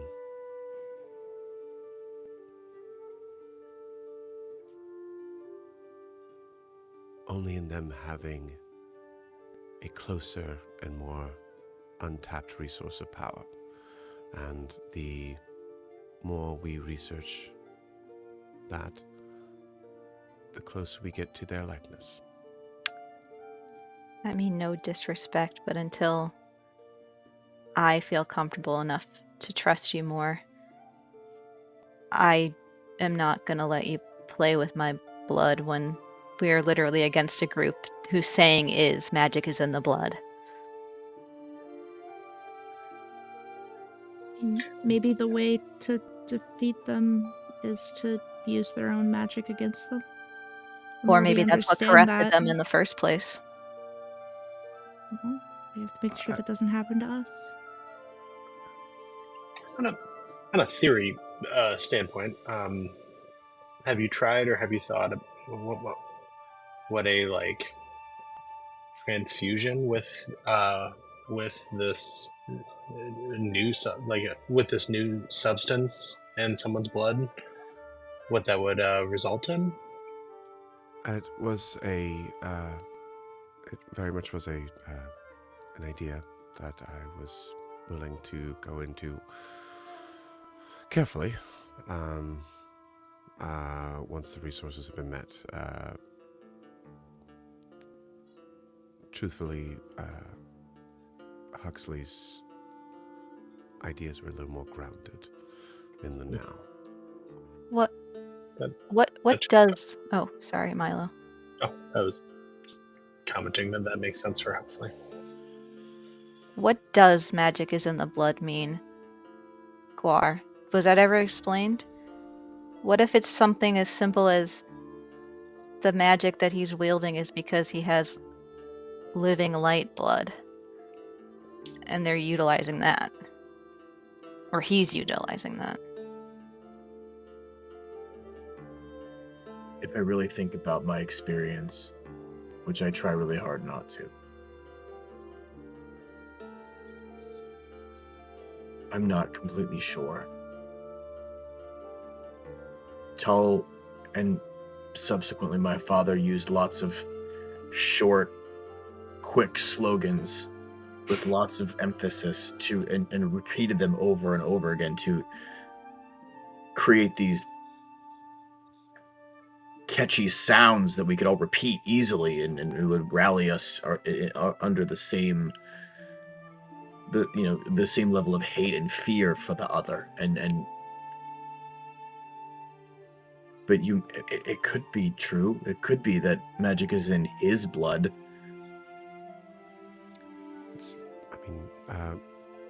Yeah, it's very possible that both are true. I mean, those types of things are pretty common in most cults, to have that, from my understanding. Repetition and the appeal to the dumbest and most ignorant and cruelest of us. Yeah. Most Not malleable. Gullible. Yeah. Well, what if we did a controlled experiment using normal blood and blood of a living light and seeing if that does something different? Well, the only thing I can tell you is that in terms of the concept of normal blood, there is a difference. It seems that if someone has acquired a certain level of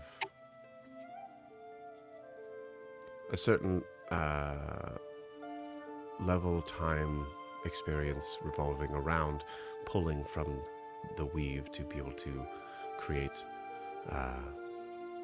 magical incantations, rituals, spells, whatnot. At a certain point, it does seem to affect their blood. So normal, I mean, in the case if we were looking at, say, a commoner, would provide very little effect. So I guess I'm asking at this point, are you saying normal as in us, or normal as in... I'm saying normal as in non-living light versus the rest of us. But you bring up another question. Is there a difference between, you talk about the weave, but is there a difference between, say, my blood and your blood? I'm pulling from a holy being, and you're pulling from whatever it is you pull from. Is our blood different? Books, I assume.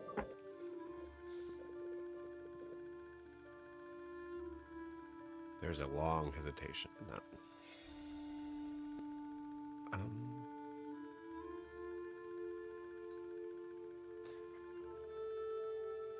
Respectfully. Tread lightly. In that case, I would say the evidence is not 100% clear, but in my personal experiments, they are very equal.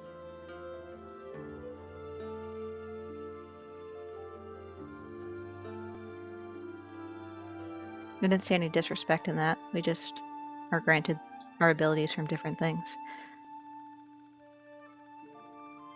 but it could be coming from the same place. It's just granted in a different way, or learned in a different way. Quite right. But yes, with a living light's blood, there's a whole other level of not knowing what we could accomplish. And I mean, not to put a silver lining around this cloud of work and difficulties we're having to overcome.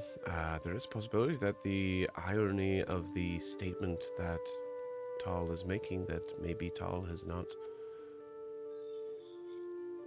sacrificed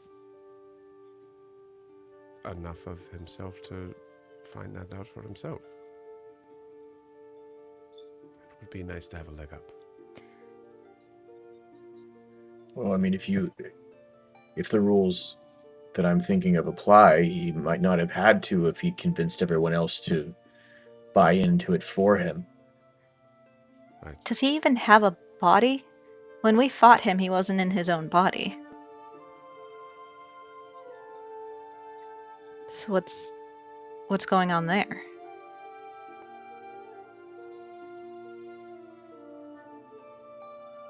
I guess just another question.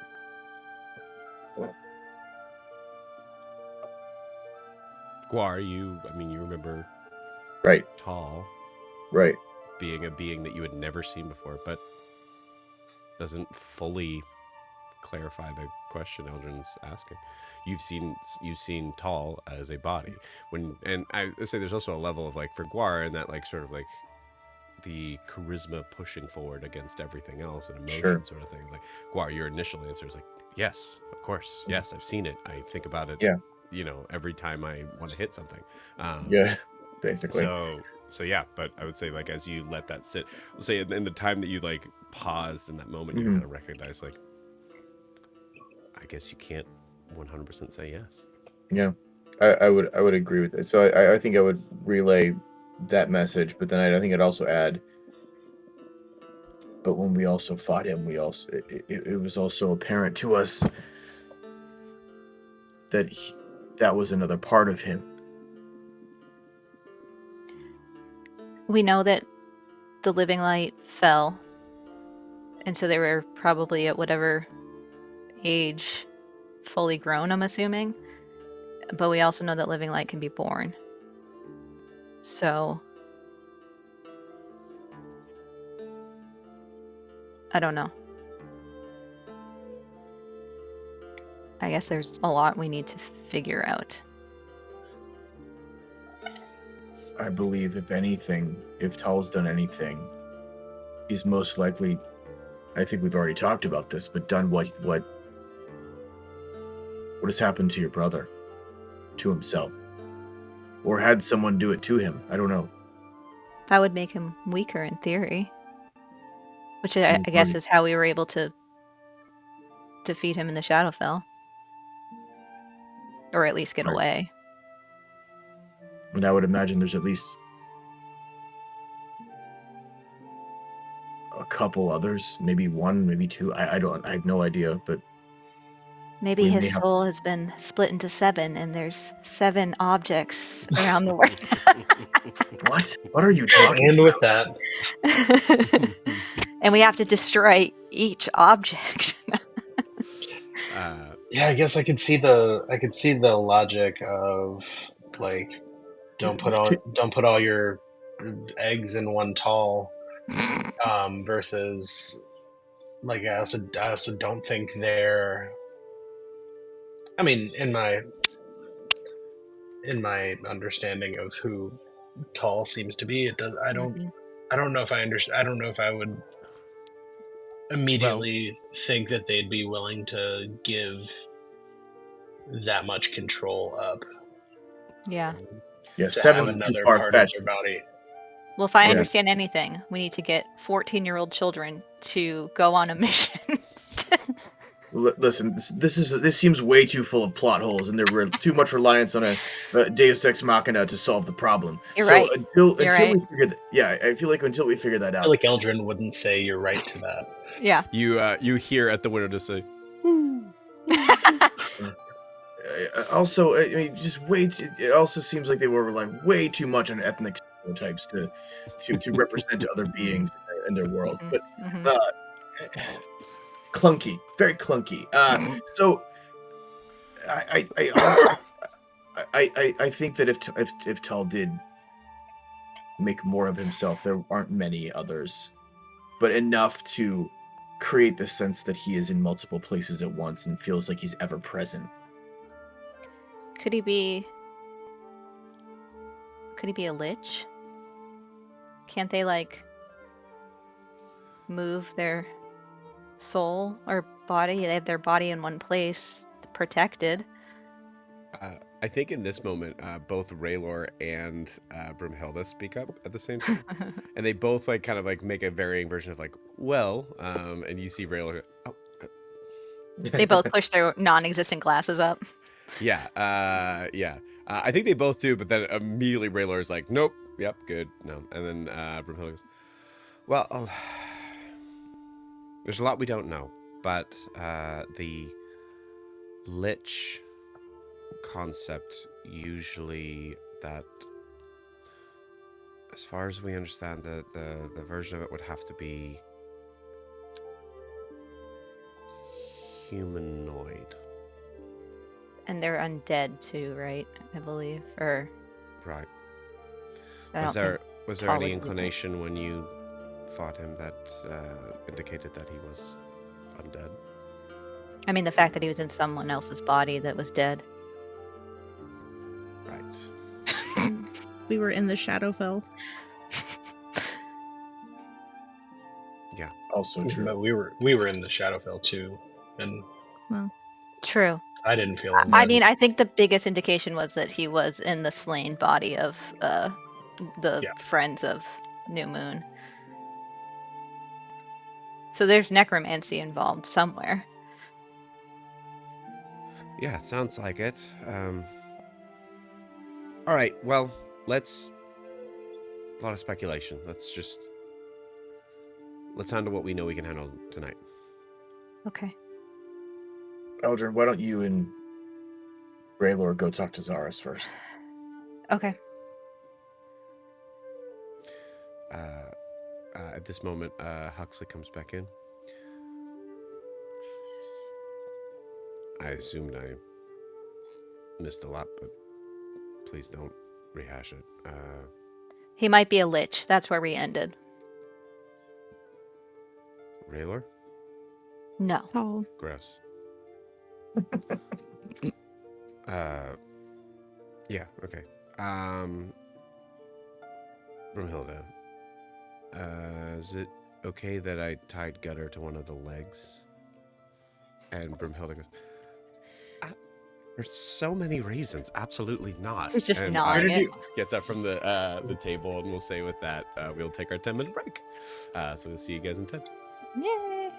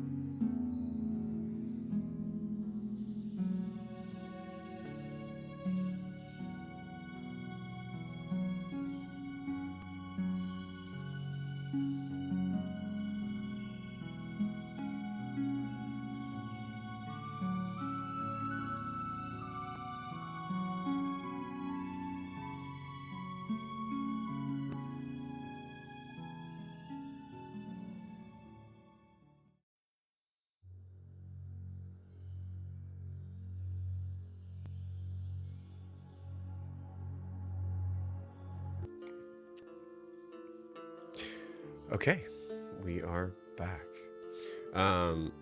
As you all kind of as there's a kind of a dismiss moment, we see Broomhilda get up from the table in somewhat of a hurry to assist Huxley in finding a better way to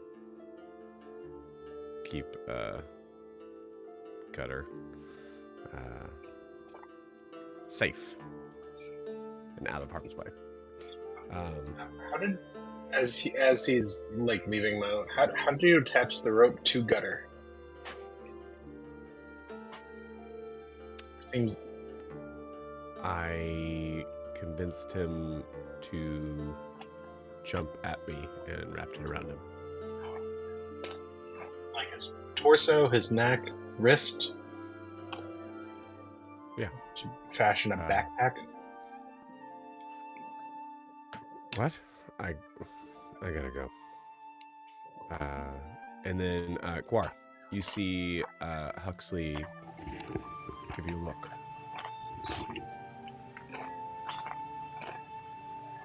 Not yet.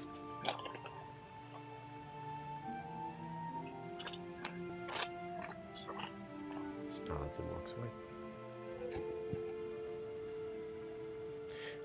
Guar, as you see that look, you get an idea. There's a possibility that Huxley did all of that, knowing that Broomhilda would have a problem with it. Right. Which would bring Broomhilda outside alone. Right. Mhm. I'm following him.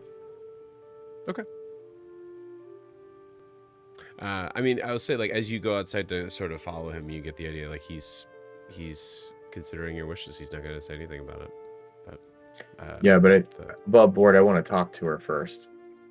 Right. Like, she deserves to know, you know. What I'm saying is to you is that Huxley is taking your not yet and Okay. saying, okay, I Okay. won't. Then I'll just, like, look over the railing and look down at Gutter and Broomhilda. Yeah. I think, like, in that moment, I guess there's a moment that I think, Guar, you kind of recognize, like, as Huxley has stated, he's incredibly good at knowing how people would react to things. Mm-hmm. Sure.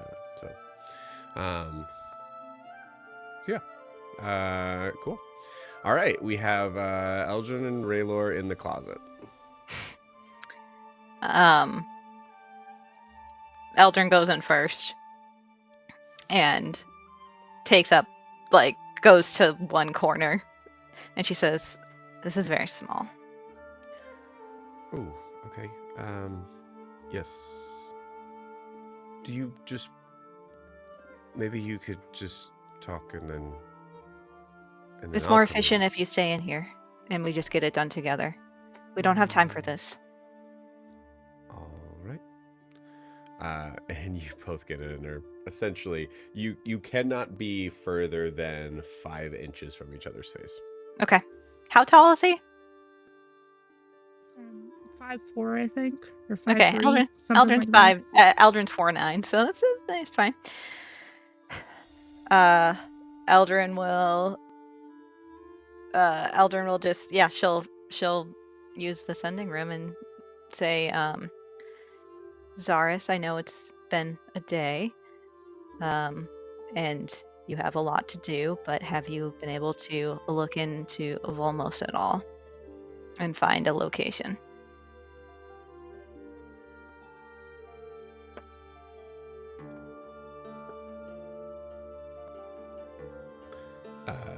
There is a pause long enough that Raylor looks at you. Given Eldrin's, like, very, like... Deadpan face. Yeah, very deadpan face. Is he saying anything? We don't know if it works for both of us in here. Or it's just No, he hasn't said anything yet. Actually, now that I think of it, I'm not sure if it will work for both of us. This may have been for naught. Right. Then you hear the other... Who else is on this call? Raylor, the... Go ahead and repeat that. Evie Mux did its thing. Raylor, the man that you met briefly when you dropped off Noros and I. Okay. Yes. Does it normally work like this where both of us can hear you? I look at Raylor. Can you hear him? It does the thing. He puts his hand in his... Okay. Well, my first question before we get into other things is Volmos. Were you able to locate right. him again? It's not like first question, like, oh, hey, Zaris, how are you feeling? Oh, yes. How Just are even to pretend. Okay, sorry, let me redo it. Calm down. How are you feeling, Zaris? Did you have to send your already dead brother back to heaven yesterday and also have to see horrible, horrible things? All right. Well, to answer your question, inching ever closer to death. Thank you so much. Well, you Go need to ahead, wait a little ask. bit longer because Navos is not of age, and you know that. So, hold it together. Anyway. You see Raylor's eyes just like kind of like just as wide as saucers at that. And then he like kind of like recognizes that he's doing that. He kind of pulls back to like a, okay. I noticed Raylor's eyes get wide, and I say, hold it together with all of the respect that you deserve. I apologize for my bluntness.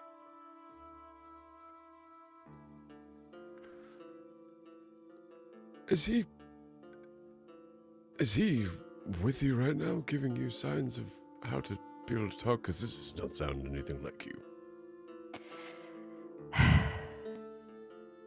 Can we just skip over this part? Did you find out anything? Were you able to do another locator spell? Well, I didn't roll for it yet.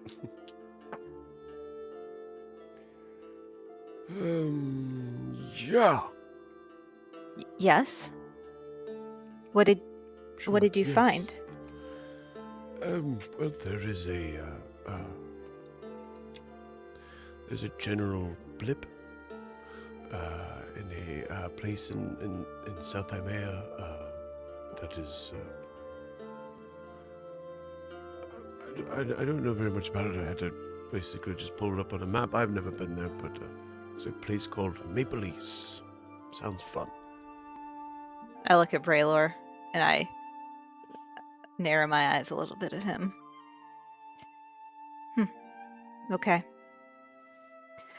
That makes some sort of sense. I mean, he said that is where he and Raylor went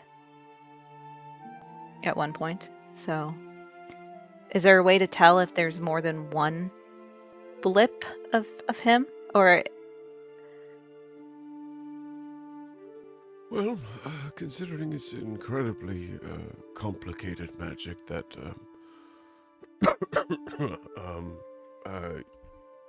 you or Raylord seem to not be able to do on your own, I will humbly just say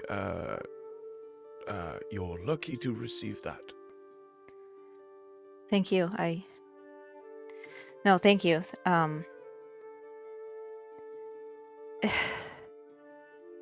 Okay. Well, Raylor's here because we wanted to discuss Saren and the deal that she made. Remember when we explained it to you? The deal Yes, terrible. The deal with, well, I mean, we decided at that time to call him Chad, but she's not here, so I can just say Venesepa. You said that we'd find a way out of it, but I'm not really sure how. She's fading. We said that? You said that. You said, oh, that won't stand. There's always a way out of a contract. Sure, yeah. Okay. So what's the way out of the contract? Oh, I don't know. Then why would you say that? Because that won't stand. There's If it won't stand, then you should be doing something about it so that it doesn't stand. Princess, I'm having difficulty physically standing at this point. So, yes, Are you asking me to work on that now? Is that I where? don't Is that know. where? Can you just brainstorm with Raylor and he can work on that? And you need to work on protecting Honoria. I know that is what is most important. So if you could just help Raylor a little bit and maybe point him in a good direction. Please. Right. Well, he's being really weird, or he stepped away from the car right now because I'm not hearing him. He hasn't spoken yet. Yes, you can talk. Hello? Master Zarus? Archmage. Archmage Zarus. My name is Raylor. Actually, above board, Kayla. Is it Shanadel? Cyandel? Cyandel? Okay. Yeah. My name is Raylor Cyandel. We met briefly. Yes. Okay. What are we doing? Well, Eldrin and I were discussing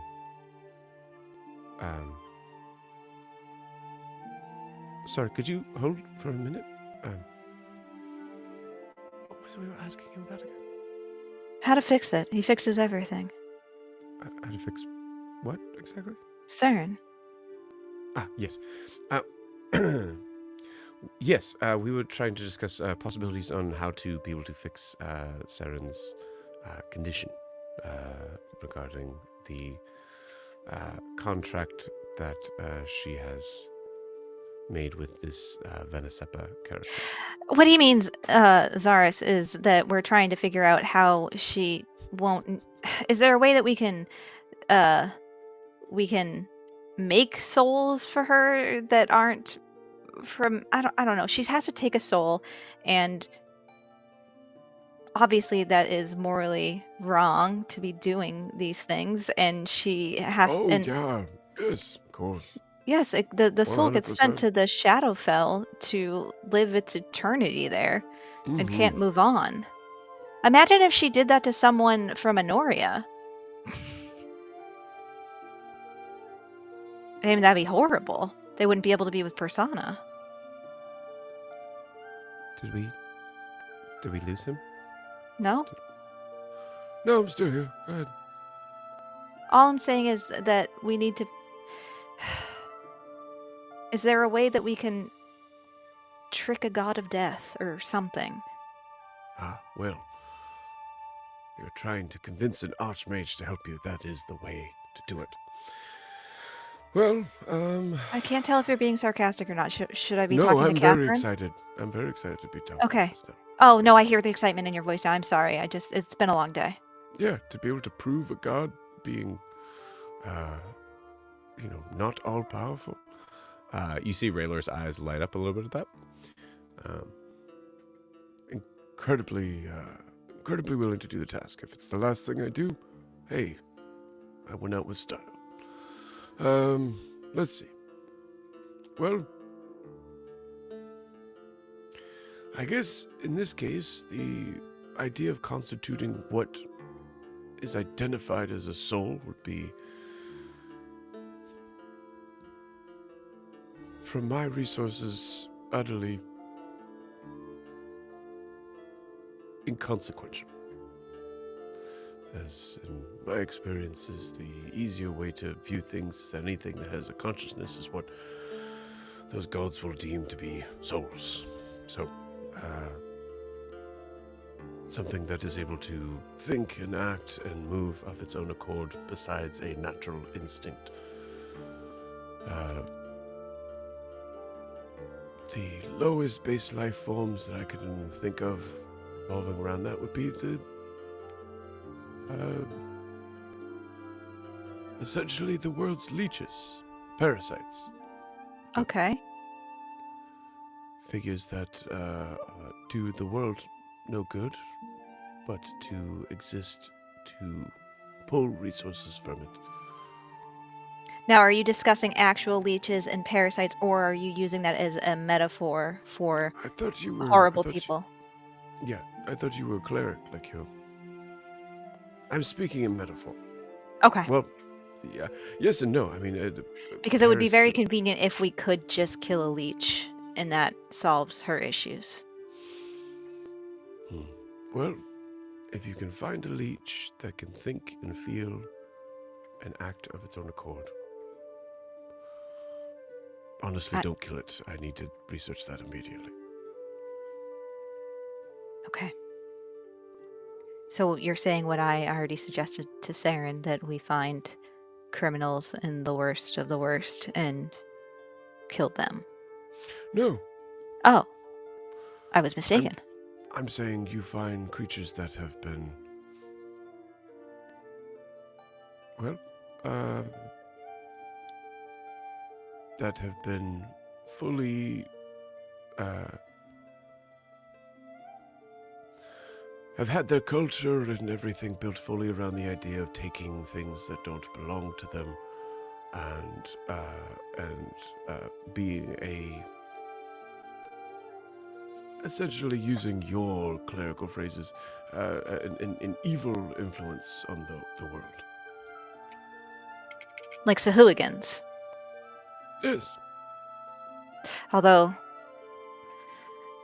my father's plans put a little bit of a wrench in that. Did you hear that we're... Actually, never mind. I look at Raylar, realizing he's there. Yeah. That's another conversation. So you're saying, like, using sort of land versions of this, gnolls, goblins in most cases, kobolds in most cases. I mean, in most cases, they have evil intent, correct? Right. Well, I mean, that's kind of a sort of eye of the beholder sort of situation, but I mean, given... I mean, a beholder would work too. I mean, she could take that soul. Eldrin Enrath, if you take a beholder's soul just so that Saren can get a little bit of life back, I will disown you. You're not related to me whatsoever. And I will never be. Okay.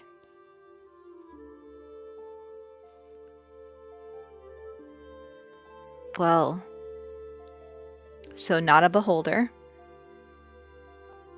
Right. Yes. But creatures that are, what most defined cultures of power would consider to be lesser. Okay. And then if I want to talk about the Raven Queen, I'm looking at Kayla's face. Kayla's hating this. And I say, and if I wanted to discuss more of... I think Raylar winces at that statement too. Like, yes, that's true. Is there a better way to put that? Yeah. Oh yes, the princess saying "kill the lesser beings" is definitely gonna go over super well with everybody. Well, it's one of those cases that, like, Zaris is not being untruthful. It's just... It's Triton. It just sounds bad. Yeah, it just sounds... I think, like, there's also a thing of, like, him just being logical. Like, there are people that have been deemed more important to exist in this world and have gained power thusly, so... Yeah. Eldrin, so Raylar's just going to get a real look into how Tritons converse logically. Eldrin goes, well, I mean, if lesser beings, I mean, we have to be careful how we look at that, because there are some people that think that orphans are lesser, beings. They don't really give anything to society, and obviously we don't want to kill orphans. Do you see what I mean?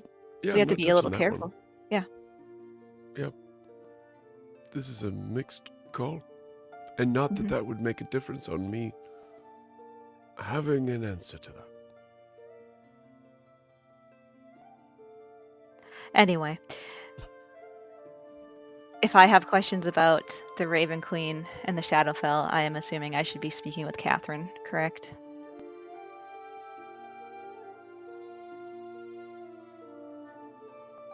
Well, it does sound like her knowledge would be more in her frontal lobe, around that sort of thing, yes? Okay. Well, But if you're Thank- insinuating this is something that I wouldn't be able to research or find out about,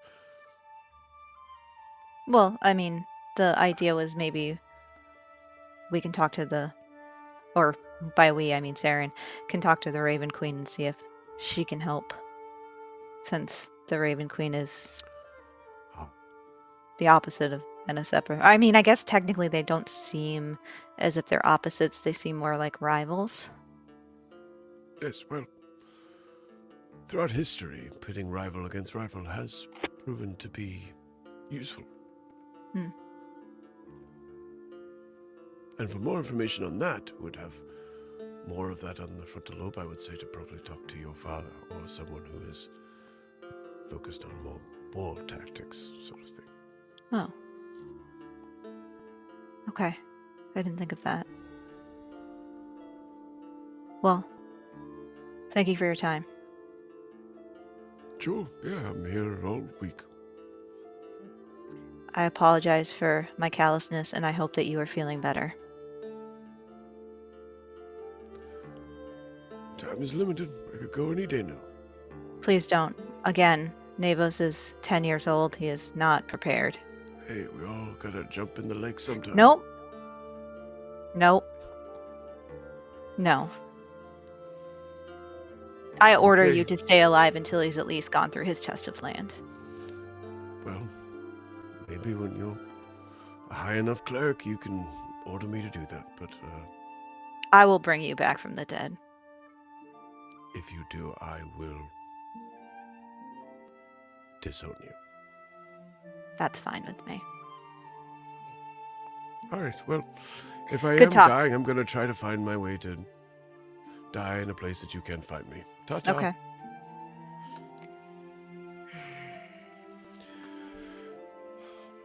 Well, that was. You guys are still this close. Yeah. Ray look as Ray was. Well, that was. I mean, more or less. Nothing new. Yeah, but I mean, he seems to be about the same. Mm-hmm. He's so frustrating. I would. Hmm. What is your relation with him? You both seem to have a close rapport. He's the Archmage of Honoria. He's been in my life for a very long time. I mean, as long as I've been alive. He's Have you- works closely with my father and the council. So are you okay? What do you mean, am I okay? Well, just when someone's, it can be a hard.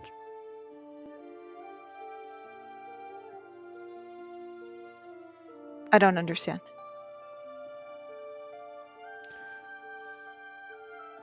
It could be hard on some people to have to deal with the death of someone that you've known. Well, for he's so not my long. mentor and I'm not related to him, and we really don't. Yes, you both made that very clear. Now, I mean, I suppose my brother will be more upset when he goes. He is his mentor, but thanks for the concern. All right. Well, I mean, you have Norris to talk to about those things, but I'm. Death is it's the next sort of grand adventure, so it is something that is a. I'm something I keenly think about a aware lot. of how the death of a loved one can affect you. Right. Of course. I'm just realizing now that we probably don't need to be in this closet anymore. True. Well, I'll see if anyone else wants to contact can you people not- before I continue. Yep. Just did that right in my face. which is fine. It's small, close proximity. Let's open the door. It's the door. I feel like Noros is like, I see like Noros, and his eyes are like, I'm like, I know. Noros, you think that she was getting even with you for the orb stuff, or what? Shut it, Milo. Okay. Oh shit. I would say Guar starts to stride confidently into the sending room, but I stop and I turn up like, I'm just talking to Merkin here. I'm not going to talk to my friend. Check in with Kroga as well, I will. because he was on his way. Yeah. It's a good And I luck. shut the door. Thank you. I put my head back out. It's Merc. I got Merc, no problem.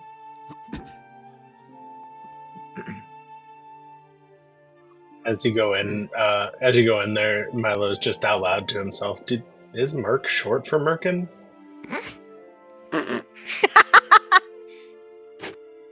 I pop my head back out. I think it's for mercenary. No, it's Oh. spelled M-U-R-K. Yeah, but Merc, But mercenary. He also probably can't spell that well.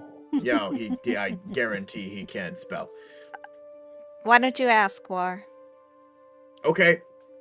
As I shut the door, Merc, it's Guar. We all You hear this. Yeah. Oh gosh. Oh, Just there's for their own enjoyment. There's some things the sending room isn't free from. Yeah, yep, exactly. And it's funny because you only actually hear Guar's side of the conversation. Mhm. Right. Cool. So I finished by saying, "What were you trying to tell me earlier?" All right, whoever this is, I'm gonna fucking take your throat, and I'm going to rip it out, and I'm going to shove it in another dead guy's throat, and I'm gonna make you squeal like a pig. Who is this? It's Guar. Oh, all right, yeah. Hey, You tried to message me earlier. What were you trying to tell me? yeah, you're talking in my head right now. I know. Isn't it cool? I hate it. I hate it too. But you get used to it after a while. I promise this will be short if you give me the information that I need, and then I will get out of your head. I am 10 pints in, but go for it. Oh, excellent. Can you remember what you were trying to tell me before? Why were you sending me a message? I was trying to tell you,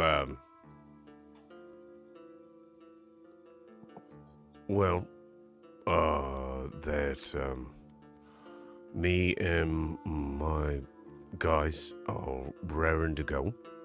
Yes. How many of the words do I have to say? In this case, as many as you want.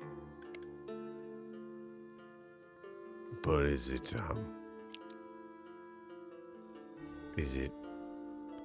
do I get, do I lose some? No. I will tell you if I ever send you a message and you only have a certain amount of words. This time, I'm in a special room where we can say anything we need to say and not worry about how many words it is. Alright. If I shrug, can you hear it? If you what? 'Cause if I shrug like this. Can you hear that? No, I can't. Because the shrug's kind of like a word. It is. But you can't we're- hear that. No. Alright. Yeah. Do you want me to?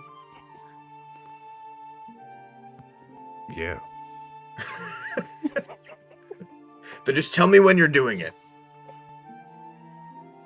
Okay, yeah, cool. I shrugged. Good. Alright. What were we talking about? What were you trying to tell me earlier? Oh yeah. We're all ready to go. Good. And we all tried to kind of hang out in Grifton because that was probably an easier spot for us to be at. And given some of the makeup of some of our certain members, because everybody's a racist piece of shit here. I was able to stay in town, but the rest of my people have to stay north in the woods. Oh, that's disappointing. Yeah. You're good with goblins, right? Are they good at fighters?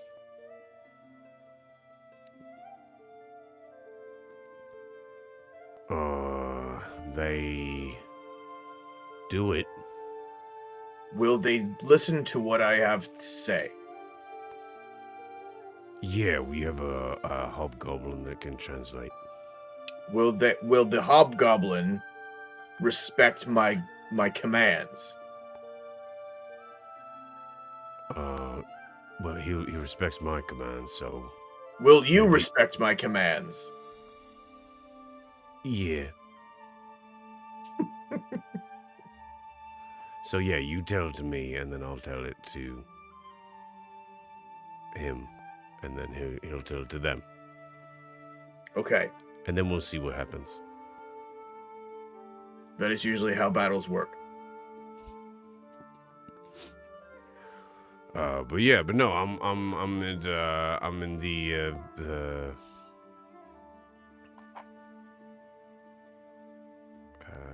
1 second. I'm at the well. The well? Yeah. There's yeah, the well, the local pub in Grifton. Okay, but there are multiple pubs there, yes? Or is there only the one? Yeah, but I'm at the one that's not shit. How do you define not shit, Merc? Look, I get less eyes looking at me. Okay, so the worst one. Got it. And a rather, you know, I don't know, tieflings are really my type, but there is a rather fine-looking tiefling woman that keeps giving me drinks when I ask her to. Yeah, that's her job.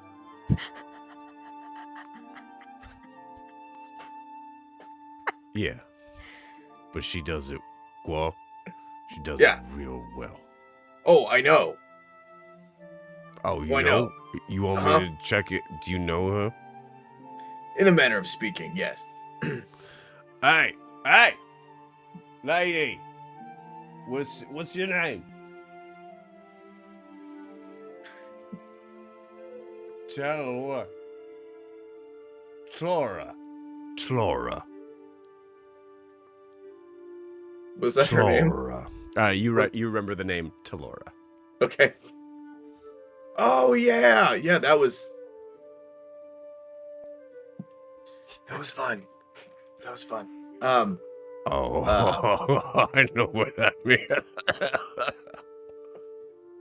I know what that Well, means. she also gave me drinks really well. All right. Yeah, great. So you mean, all right. Yeah, so, You okay. want me to say you say hi? Sure. Tora. Tora. Gwa says hi.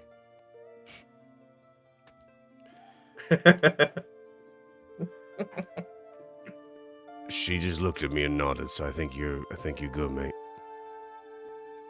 Fantastic. All right, so here's what I want you to do. I want you and the goblins and the hobgoblin to stay put. We will meet you there soon. There's also like humans too. Great. So, you and the people you've gathered, Mm-hmm. we will meet you there soon. We have a few loose ends to tie up. We need to make sure everything else is in place, and we will meet you there soon. All right. Could we consider the time of employment starting now? I believe we will give you... I was just gonna say we would give when I give you the first instruction, but then he'll be like, "But you told me to stay here." Yeah. Um,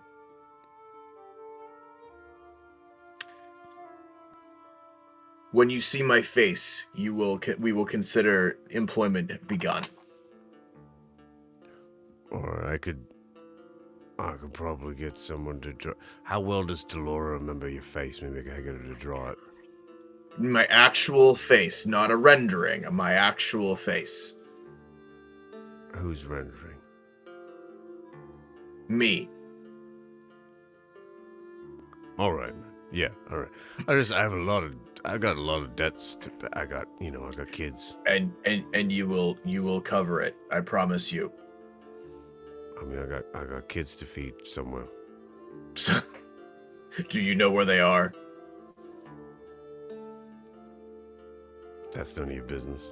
That's fair. That is fair, Merc. By the by, wondering, how did you come by your name? I'm good at it. I knew it. I knew it. I knew it. Yeah. And you are. And I look forward to seeing you. And I look forward to having some pints with you. And I look forward to swapping some battle stories with you. All right. Hey, well, come on over. You can come over tonight. No, we're very far away. But we will get there as soon as we can. Okay. What time? I will let you know in one of those 25-word messages as soon as I know. As soon as I know we're on the way. Why don't you come over now? We'll just have a drink. I'm very far away. Like thousands of miles. I've seen like some magic people be able to kind of give it like a sort of like a visual of like a face-to-face sort of meeting. Oh, you just want to see my face so you can start the contract. I know what you're doing. I know what you're doing. All right, Merc. It's been a pleasure. I will see you as soon as I can, and I will let you know if there's anything else you need to know between now and then. All right. Hey. Right. Real quick, between buds. Yeah. What's the in here with Lori? You know, if I remember correctly, it was just being yourself, buying lots of pints, and being confident. I am at least 3 of those things. Good. I'm glad. And if you can find a 4th, I would say probably don't break anything. Shit. You've already broken something, haven't you? We defined thing. Is a person a thing? You know, a person's a person, but that's worse. Right, Mark. but like a person's nose could be a thing, right? Okay, but did they deserve it?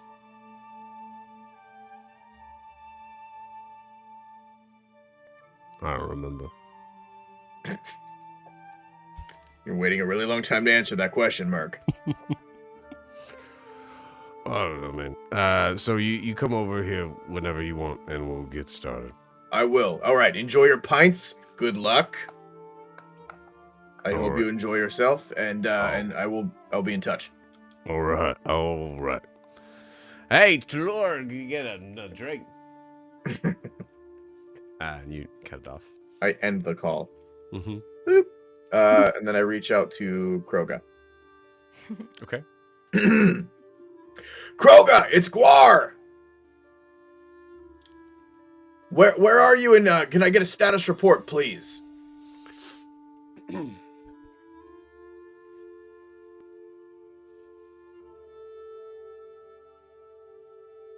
Gwa. This is Kroga. It's good to hear from you.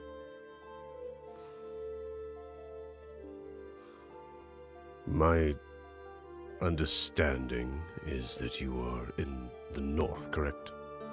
Yes. Right.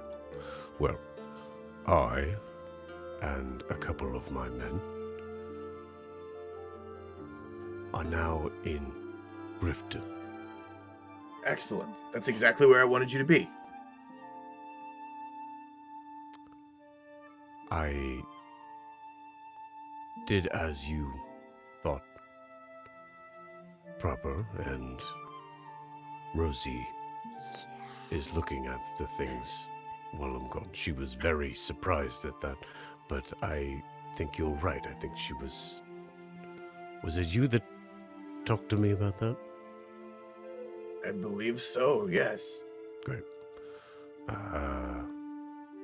I think the fact that she didn't want it was a good sign.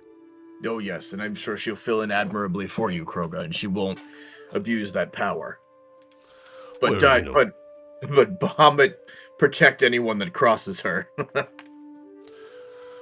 I think it might be high time that I possibly leave Brunte for good. It is a halfling town, after all, so...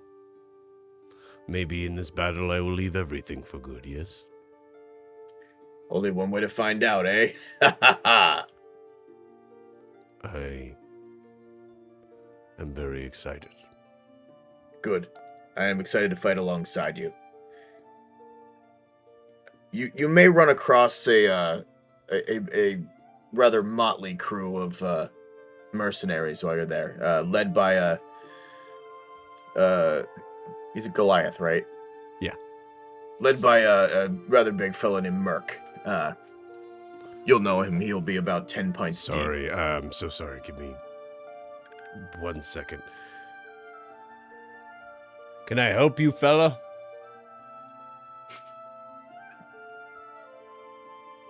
Sorry, there's a Goliath on the other side of the room that's giving me the stink eye. Oh, that's my friend Merc. Oh, that's great. Okay, tell him that I've sent you both to Grifton, and we're all going to fight together. Have some pints together, share some stories. I'm sure you got plenty.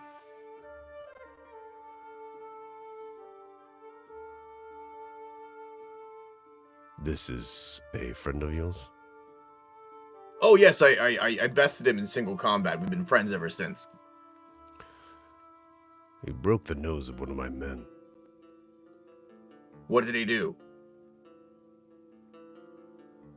He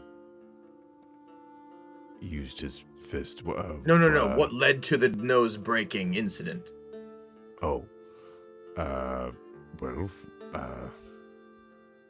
There was an archery contest that apparently payment was not given by one of his men. I'm gonna call you back. Merc! It's Guar! Alright, you gotta hold on one minute, mate. I might be knocking an old man to a floor in a second. No, you better not. That is our ally. His name is Kroga. He is an excellent warrior, and you will respect him. I heard the nose you broke was one of his men's noses. That is also your ally. Are you in here right now? Because that's cheating. Pay what you owe, or I will dock it from your pay.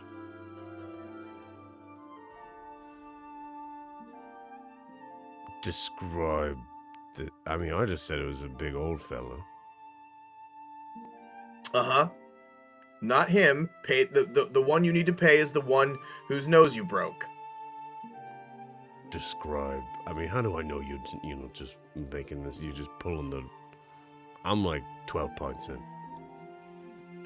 You got 2 more in 30 seconds. I don't know why I'm surprised. So, yes, the big fella that's looking at you from across the pub. I was just talking to him about our plan, and then he said you were giving him the stink eye. Stop it. You're on the same side.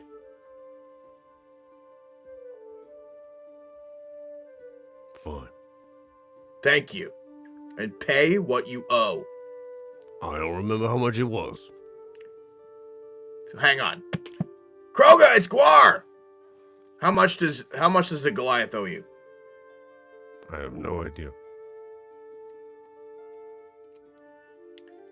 Or I guess owe the man that won the archery contest. 1 moment. 3 copper. He broke a nose over 3 fucking copper? Hold on. Boop! Merc! It's Guar again! I'm literally doing the thing you guys told me not to do. It's Guar again! 3 fucking copper! Give that man a silver and be done with it. Man, listen, man. We don't know if he was cheating on that contest. Give We him don't a know. fucking silver and be done with it. Please. All right, fine. I will tell my man to give Thank his you. man the 3 copper that he owes. No, a silver. For the 4. trouble. 1 silver, 3 copper plus the damage to his face. 10 copper. What's the exchange rate? It's 10 to 1. Okay, that's fine. I'll accept that. All right, great. I'm out of silver. I only have 10 copper. That's fine. Thank you. All right. I'm gonna. All right. Thank you. All right. Kroga, it's Guargan. Okay, I think it's settled. Hold on. Big guy's coming near me.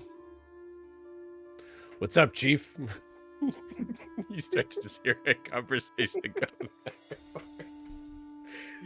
All right.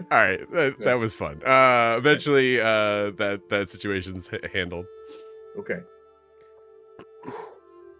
I slowly walk out of the. I walk out of the sending room. Yeah. I don't know why you guys have such a hard time in the sending room. You I said thought that hi, was it's Guar 7 times. great. I had to. I was going back and forth between people. I wanted them to make sure they knew it was me. There was at most a minute between each time. Like you think know- they forgot your voice in that amount of time?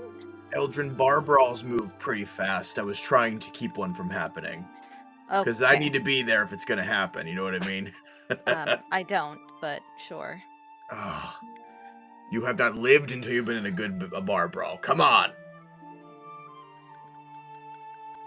Okay. Listen, Your Royal Highness, with all due respect, I'm just glad you're gonna have a chance to live some more on your test of land. I'm glad that we're here together. I know you're not happy with most of us, but I'm fine with you. I know you're fine with me. It's a nice change of pace, I guess. But yeah, I'm done in the sending room now. I'll use my bracelets Okay. to contact my friend.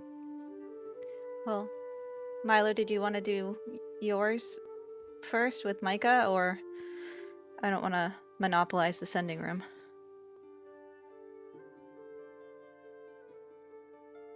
Sorry. What'd you say? I apologize. You talking to Milo? Yeah. Yeah. How's my hair? I hadn't thought that much about. Yeah, I can. Yeah. Milo, I healed you. You look great. But Okay. he can't see you. Why would it matter? It matters to him, Eldrin. It's a confidence thing, honestly. Milo wants to feel good about himself. Yeah. Okay. You look like Milo. Okay, I can work with that. Okay. Yeah. Yeah. So Milo's gonna like take a second, like, and go to the sending room. Cool. You walk into the center, and the first thing as you close the door, you just hear a voice. Hello, Milo.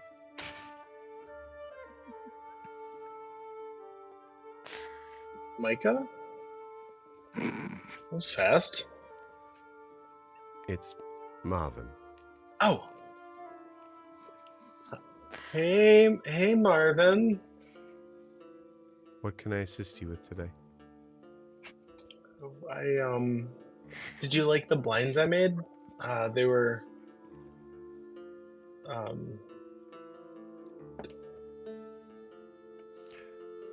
It's a start. Stop? Say it. It's a start. Oh, it's start. No. Well, okay. I can.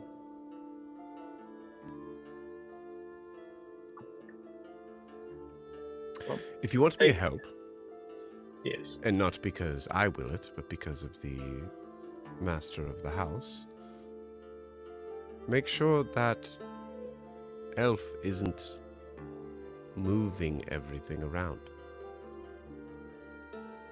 Okay, we have a lot. We have a lot of elves right now. I need The more short descriptors. Comparatively. They're all tall. They're all taller than me, and we're all way shorter than you. Fine. Raylor. Oh, okay. The one with Yeah. the peculiar accent. Definitely distinct voice. Okay, I can. I think I think that a lot of that was nerves. I think he's probably over a lot of that, unless you currently see him moving furniture. I know he No, not kind at of the moment. scratched up your stairwell a little bit with a chair at I one see him point. in a room pacing back and forth. So far, so good. Yeah, aside from premature wear on that section of the floor, I think you're probably safe there. Which, like, we could just hit it with walnut oil and it'd probably turn out fine. Yes, simplify my existence in reparations to walnut oil. I mean, at the core, we're talking about like home repair, right? I mean, you're wonderful and you're more than just a home, but that would repair Milo, I'm scratches very and aware that I am the sum of my parts. What can I help you with? more than the sum of your parts. Because I mean, Roll me a persuasion check.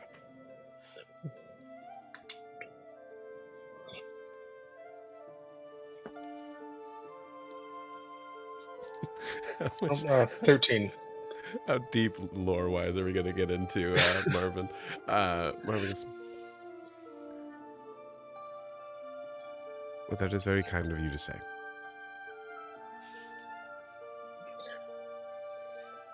Thank you for all that you do. I'd like to begin a message with Micah.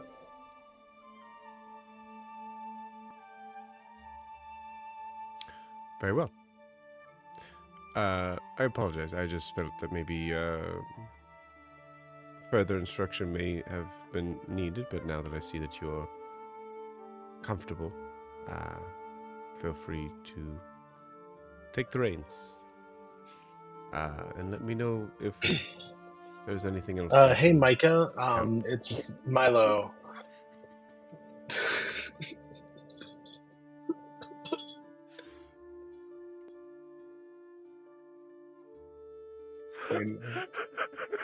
Waiting a while for that answer. Oh. Jamie, did you purposely cut me off Oh, to do oh, that? yeah. Okay, great. Holy shit.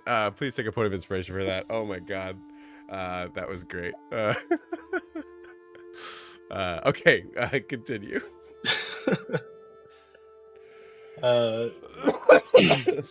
Hey, Micah, it's Milo. Following up on our previous conversation vis-a-vis meeting near Grifton, apropos of the saving the world situation that we had previously discussed. Do you have any further decisions made as it pertains to that previous discussion?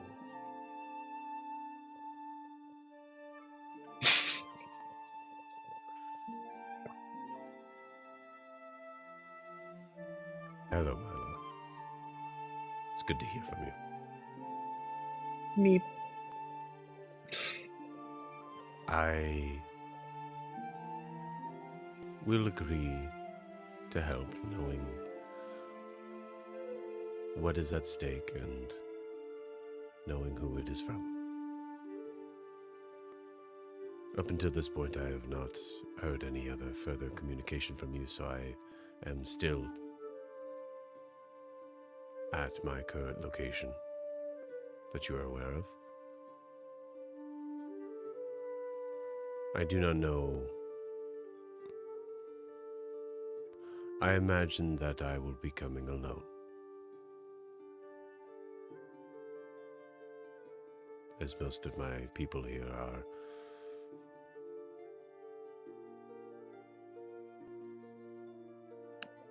not fit for combat.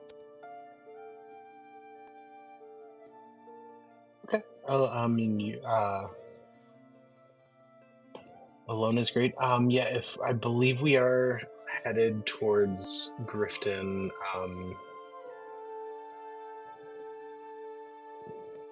soon, imminently.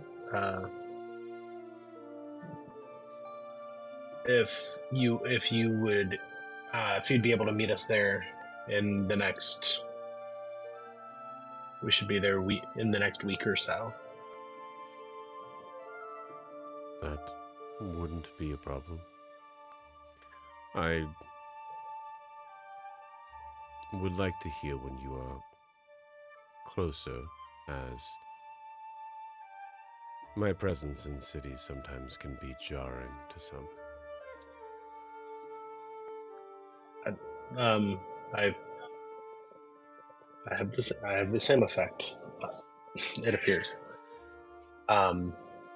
Okay, yeah, we can. Yeah, I will let you. I'll let you know when we are closer to Grifton. About how soon do you need notice? A few days would be fine. Okay, I can do that. Are those Robs still treating you well? They are. They have saved my life and taken a few on a number of occasions. Very good. I'm glad to hear it. Thank you for agreeing to meet us. I will let you know when we are closer to Grifton. This was wonderful. Okay, thanks, bye. And Milo fully opens the door, and everyone hears, "Thanks, bye." Yeah, thank you. Cool.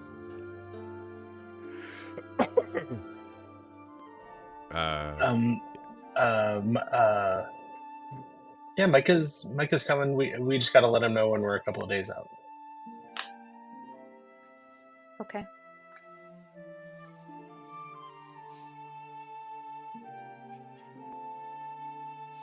Guar, does it occur to you at all to tell Milo about Rosie?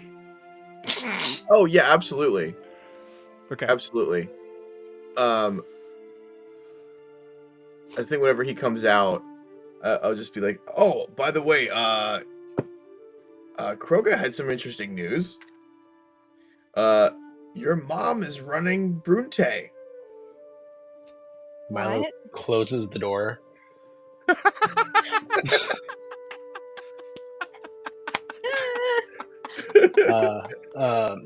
Hey, mom, mommy. What? Hey, it's Milo. I just got word Did you have anything to do with this?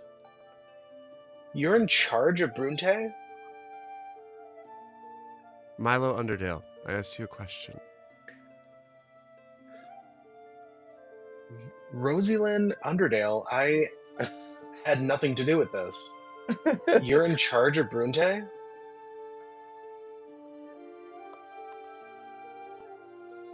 First off, I know you think you're funny. But if I am in charge of Brunte right now, it'd be even more of a reason for you to fear me. You didn't need this much power. And I'm empirically proven to be funny, so... Yes, it seems that I have been bequeathed. Milo laughs at that. Because it's a sad word. Did I say something funny? Yeah, bequeath's a funny... It's a silly word. I don't know. What's silly about it? I don't know. It's just a silly word. It just sounds funny. Just, don't worry about it, Mom. I have been bequeathed the title of Chieftain of Brunte. Chieftainess, I have no idea. I have no clue. Don't. You don't need to gender it. I mean, Chieftain is pretty badass. And you're, like, better than all of them, so. Well, Kroga Steelclaw told me that he is taking a sabbatical, perhaps forever, as his life may be forfeit in it, and traveling west. So, Milo, do you have any idea why he'd be going west? Oh, that I do have something to do with. He is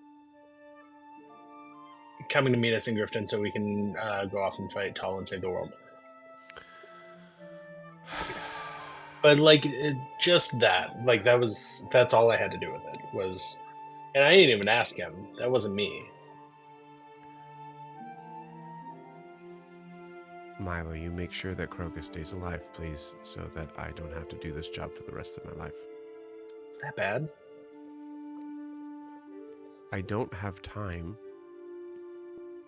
to work on clothes. Yeah. Dad's like a good front office guy, but he's not a like. All my friends that I talk to now are scared to talk to me. Because they don't pay their taxes. I sleep instead of a nice, cozy, small, warm bed. I now sleep in a bed fit for a giant. I think he's a half giant. To be fair, I think straight up calling Kroga a giant is almost I have racist. people twice my height asking me if they could do anything for me. This is not a space for... If you had nothing to do with it, I guess I am just complaining. So how can I help you? I mean, you can Are complain. you safe? I'm safe currently, yes. I don't like that qualifier. Yeah, well, I mean, you know, the things escalate quickly sometimes, and then you have to make a decision. And right now, I'm safe. Yeah. What can I do? I had heard you were running, quote unquote, running Brunte, and I wanted to see how that was going and how everyone's dealing with that. I have about 8 staff that look like they have probably crushed a man's skull with their bare hands that I could probably bring to help you. If there's something you're in danger of. I mean, Otherwise, they're fetching me blankets. Are they at least your blankets, or are they like holdovers that are huge? Took a few and gross? times, as they took it from other halfling houses. Oh. I mean, if you can spare them, and you want to send them to meet Kroga in Grifton, that would be a help. Would it help him? Would it help keep you and him alive? At the very least, volume-wise, yeah, our odds are better. Great. I'm sure he won't like it, as he had these people before he left and chose to leave almost unaccompanied. Oh, I mean, I've always said you had better judgment than him. So I trust you. Okay. Yeah, I will send So them in the morning. you're staying at the Longhouse now? Yes. Did you move the shop? Did Dad move with you? Like everybody just moved to the Longhouse and it's No, just the whole family's still at the shop. wow. I could order them to come here, but that doesn't feel fair. Do you have to live? Can't the chieftain just like work at the Longhouse and stay at home? The commute's not long.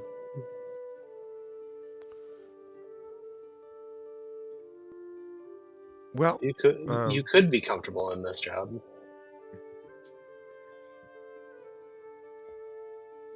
sorry, I'm checking something real quick. I know it's a lot of paperwork. I'm sure. I am fairly certain that Kroga has a son. Yep. Mhm. I cannot find a name. He does. Isn't his last name Dundarian too? Not. Yeah. Oh, yeah, that was in the stat block. Dardarian. Yeah. Dardarian, yeah. I was like, who the hell is this guy? That's her. That's her That's what she calls derogatory him. name for him. Or that's like his battle name or something. I don't know if we had the son's name, did we, Kayla? That was like in the first few weeks. I mean, that was like if we do. Okay. that was like in the meeting in the Longhouse. Yeah. that we- Yeah. Yeah. Yeah. I don't know where my So, A notes. like- million years ago. So like session 1. Yeah. I mean, We no have more it. than session 5. So I will say, also, yeah, Kroga did leave his son for me to take care of, so that was fun. Isn't he? He's mostly grown though, right? Like he can do stuff. He's 12 years old Yeah. and is twice my height. Yeah. And you're not getting taller. He probably will. No, I'm glad you find this funny. Good for you. He's too old for uppies. So like, Well, to be honest with you, I guess there is a silver lining here. It doesn't seem like Kroga was a very doting father, so boy does need some guidance. so anything you'd give him is probably better off. How's the pay? How you like better than? How's the pay? Yeah, how like, I mean, chieftaining. Who's paying me, Milo? Taxes? I assume you skim off the top. I assume that's what they all do. I don't know. No, I have to learn how to be able to handle the taxes that the king gets now.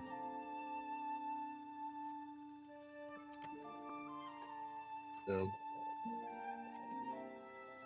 I have not yet had to pay for a meal, though. Or anything, for that matter. Not a bad deal.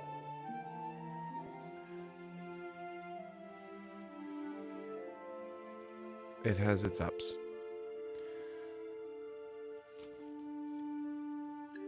Well, I'm glad to hear you're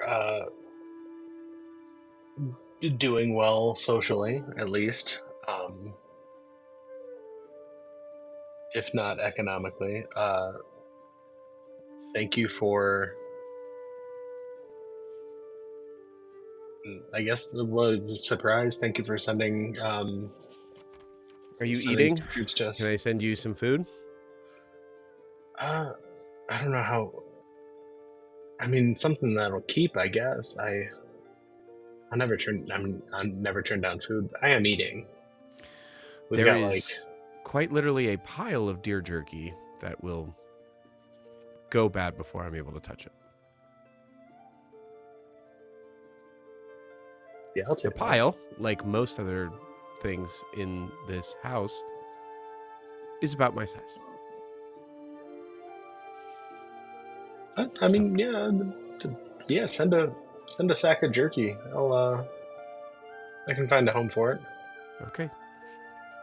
Make sure you eat it. I will. We will. I'm but yeah, thank you. I hope you guys do well. I hope you figure out some of the ups and downs of the new gig. I hope it How's works out everyone for you. else? Everyone else is How's I don't know. Brimhilda? Brumhilda's doing okay. She's had some recent revelations about herself that are seem to be rocking her, but she's doing okay. Eldrin's mad at everybody, but is trying to pretend she's not so that we can be productive. Well, did you do something Guar is wrong? trying to fix everything. Well, really? Okay. We had a deal that we agreed to with this other person, and we completed the deal, and Eldrin felt that we didn't take advantage of this person so that she could get what she needed that wasn't a part of the deal, and now she's mad at us for not adding extra to the deal at the last minute. So like,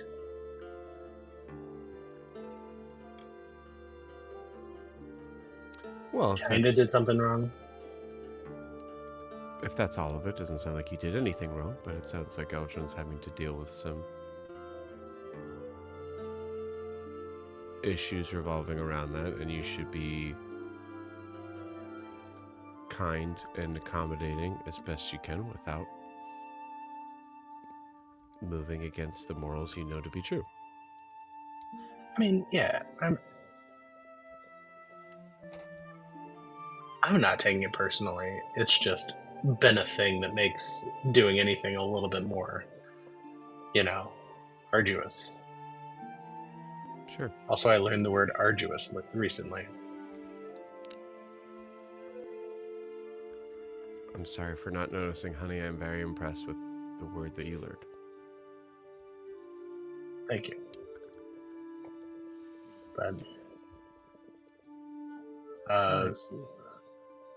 But yeah, so we're heading to Grifton in the next probably week or two, and we will be moving from there to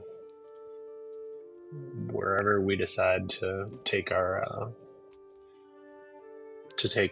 stand. Okay, well, please be careful. Honey, I'm so sorry. I have to go. Bulbous is standing in my doorway. Okay, tell him that I miss breakfast drink. All right, bye. Do you walk out of the room? Actually, no. Yeah, you're able to kind of cut it off. Yeah. So, Yeah.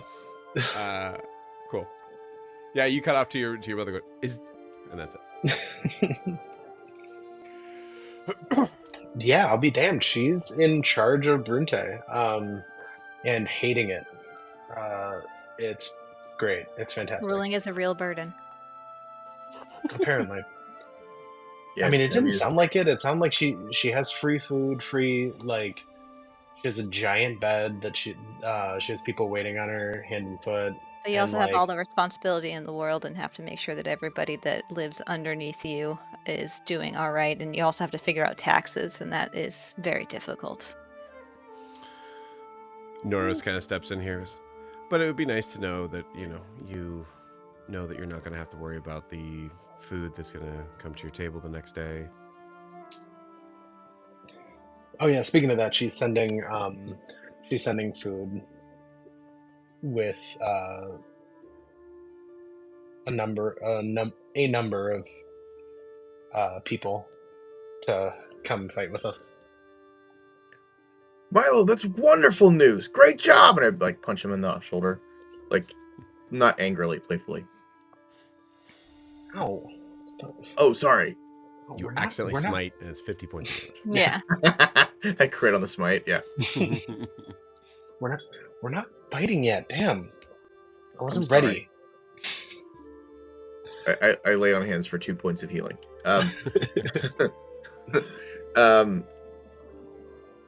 That's so great. And your mom's not happy with it at all. Oh, she hates it. Why did Kroga choose her? I mean, No idea. Hmm. Not sure at all. Why But did- you know what? The fact that she hates it probably means she's doing a really good job. weirdly, she had to move. She had to, like, she had to move out of the house, and now lives in the like longhouse, which is weird because I'm pretty sure Kroga had his own place, and he just worked there. But like, I don't Well, know. I mean, if that's where the operations happen, I mean, sometimes you have to make sacrifices, and you have to live in, the place that you might not want to live when you have responsibilities. Yeah, I don't know.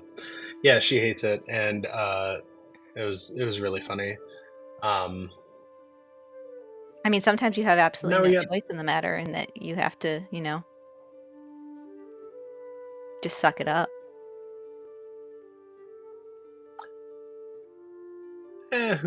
Who's to say? Who? I mean, who really? I mean, like, who can really get into the mind of the ruling classes, right? That's not for us to know. But It's exactly for me to know. is it?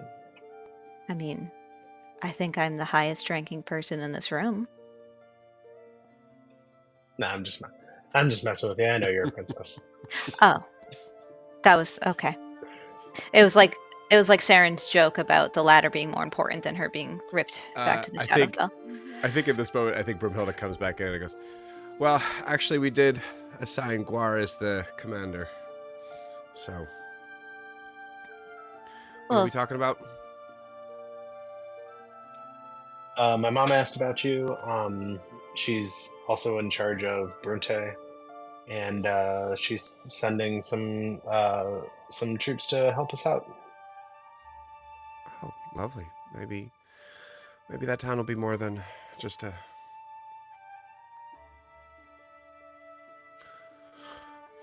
Looks at Milo. Was there an end to that sentence, or? Excited for the future of Brunte, is what I was saying.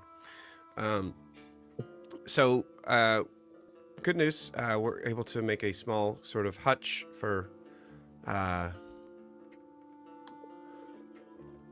Gutter to be able to understand as home. Between Huxley and I, Gutter now fully understands that it is very important that all of the wombats are off limits. I thought that was already made clear to him.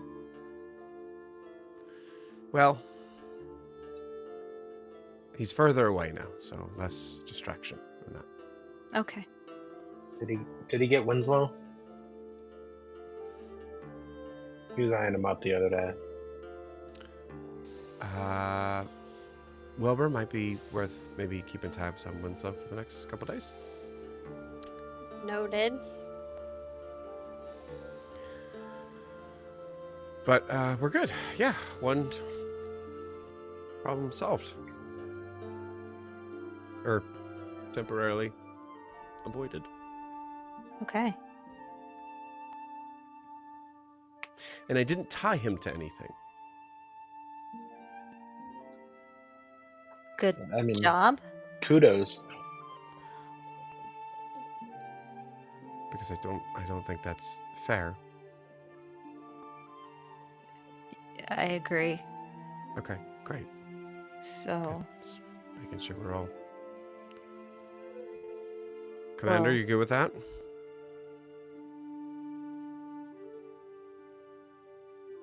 Looking at Guar and saying, like, are you good with Gutter not being tied up? Yeah, I think so. You think he can handle himself, don't you? I don't think he was listening to you, Brumhilda. It's fine. It's okay. Yeah. All right. Well, I'm going to continue to kind of work on some stuff upstairs to just make sure that we have everything that we used to have. Okay. Well. Excuse me. Did you have to throw me under the wagon like that? Eldrin, jeez. Well, you weren't paying attention. I was It's thinking about always what I'm good to gonna, be honest, right, Norris? You like when I'm I honest with you. was thinking about what I was Most of the gonna time. say to my. I was thinking about what I was gonna say to my old friend. Did I say something to offend you? Who, me? No, not you. I'm talking to my husband. What? No, I said most of the time. Oh, all right. Well, you said it in a tone. What tone did I say it in? Like that you were thinking of something in particular.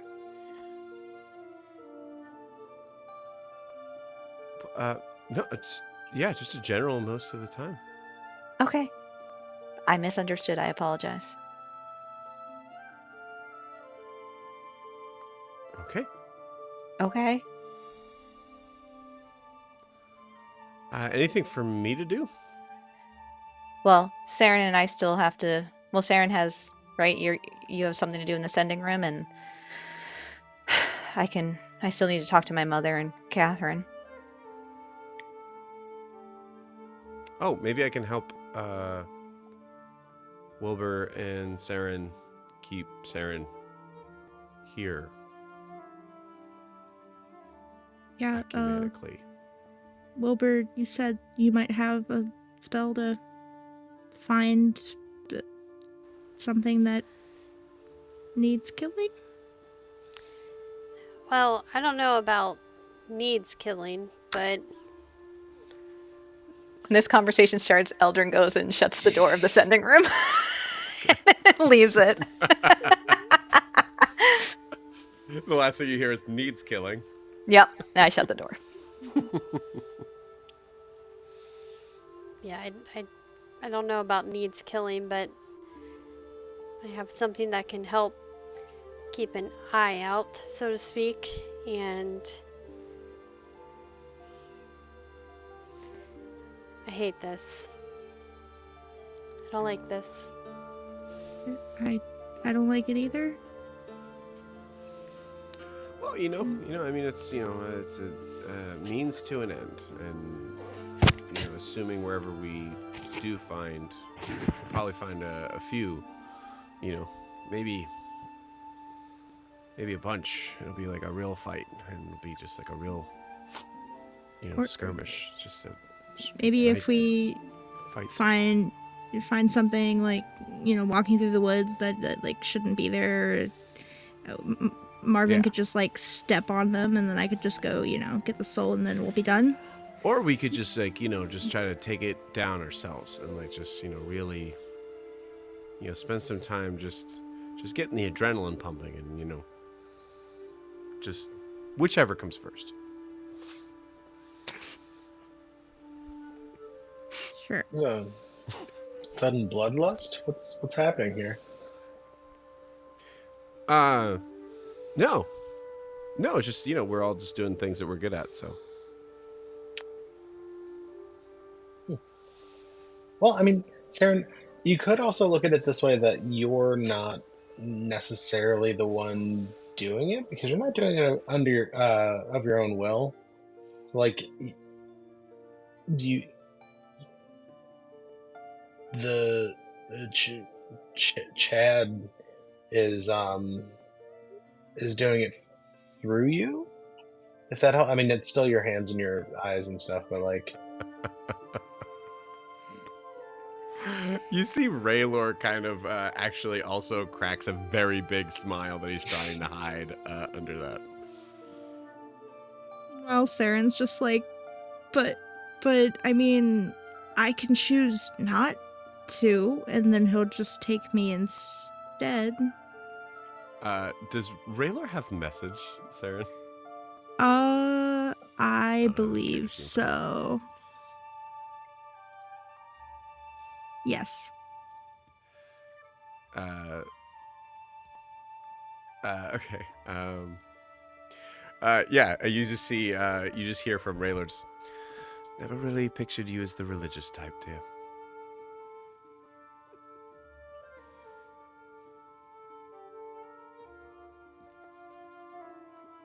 Religious? In reference of like, Chad is doing it through you. Yeah.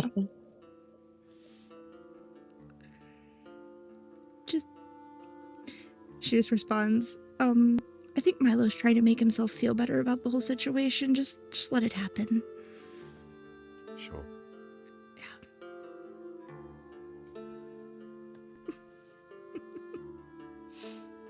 I mean, to be clear, I am on board to wolf out and find something to facilitate with you. Oh, yeah. Let's just all just go out tonight and just try to, just find something to do.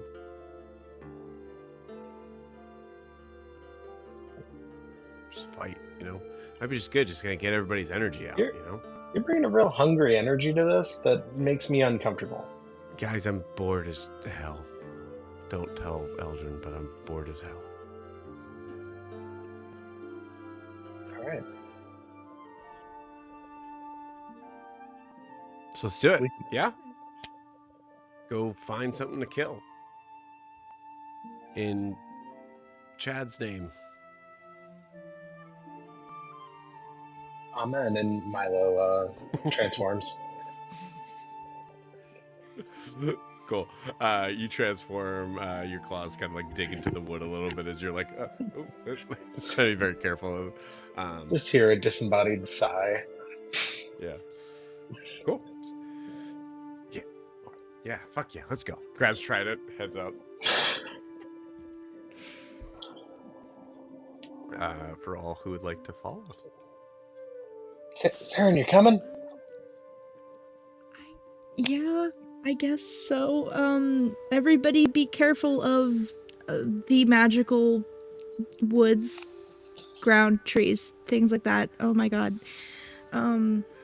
Yeah. Wilbur? Yeah, I'm coming. Okay. I'll be right there. Raylor? Yes. Will you come with us? You want me to go running out in the forest with you? Maybe more to protect the two that are really way too into what's happening right now. Yeah, I guess I could, yeah. I was gonna try to do some further... Sure, let's go for a night stroll. Raylor joins. We'll say, Guar, if you want to come, we'll have to take a pause on your sending. Well, that's why I said I'll be right there. Okay. We'll say for the sake of the checks of there, you're not involved in maybe the tracking sort of factor to it. If that's Right. cool. Which is probably for the best anyway, because I'm very loud and annoying and not a good. Annoying. Yeah. Very loud. I'm not a good hunter. I'm not discreet. Yeah. So we'll say, Wilbur, any ideas on how to be able to track something? Any thoughts or things built around that? Well, I don't know if tracking is necessarily the best way. Words are hard right now. But I have Arcane Eye that can keep an eye out for things. I have Tremor Sense that can sense things that are like under the ground. Wilbur's gonna try to just make this the most like... It's gotta be like a nuisance rodent or something. Like this can't be anything critical to the grove. Well, remember, it has to be something that has a conscience. Yeah. So a rodent would not qualify. How do you know? Yeah. Do you know that rodents don't have consciences? In my psychology class, we learned that even worms have consciousness. So yeah. Because I am so DM in this world equals God. Okay. So I decide. In this world, at least. There's no conscious rodents in the magical forest, then. You don't think There's that one if you're traveling with them. Yeah. So You don't if you want think to that take that one out, you can. By all means, go for it. Actually, I don't think wombats are rodents. They're not rodents. Thank you very much. Marsupials.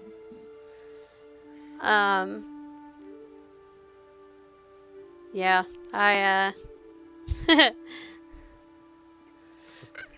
don't know how to take that, Hannah.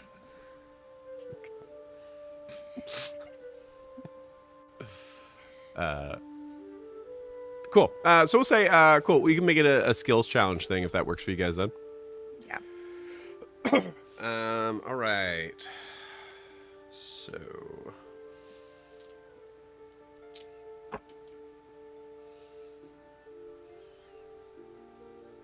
Okay, cool. It is. So how many people we got? We got Wilbur, Saren, Milo, and then also. Rayler Norris. and Norris. Noros, yeah. So Rayler's probably not helping in the tracking thing. Unless you had a specific idea.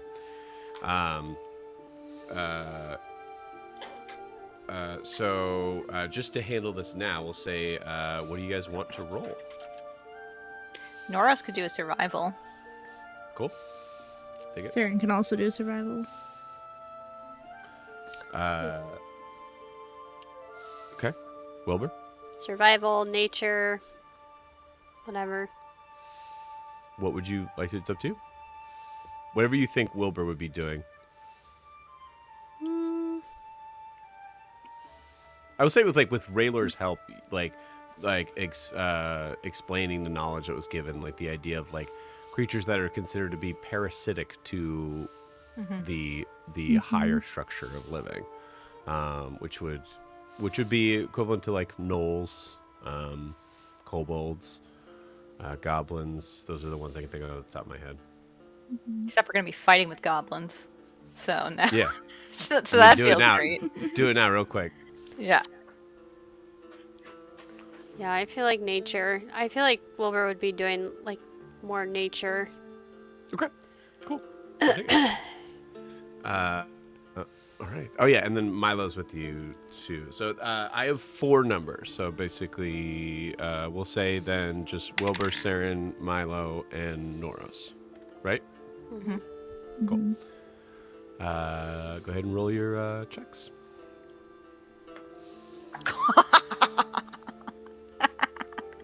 Poor Noros. Oh, buddy. Oh no. You got a nat 1. No, he didn't. Nice! If I get a nat 1 again, I'm gonna cry. God, poor guy. Oh, he got a 5, but I plus can't help 7. it. Jesus. So 17. So 12. 12. Okay. Poor Noros. Eldrin 20. was just saying mean stuff, so. 25 for Saren on survival. Okay. 26 for perception. You know what? Let me pull the calculator out just to be absolutely certain here. So we got 12, 25 for Yeah. Saren. Mhm. Okay. For Milo, 26. and then Wilbur. 17.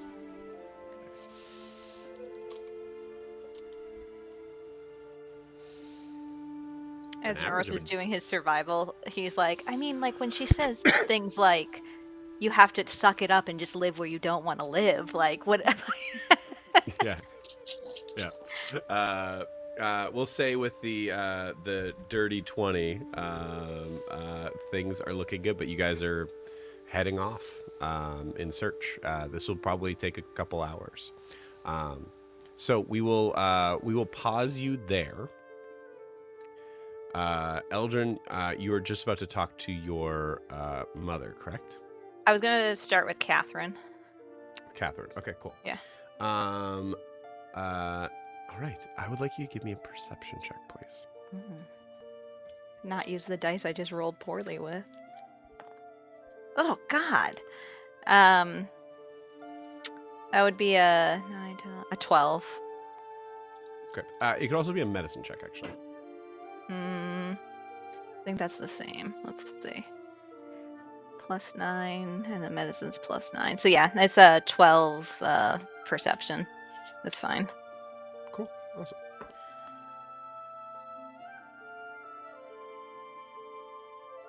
All right, that actually works. Okay, fine. Okay, fine.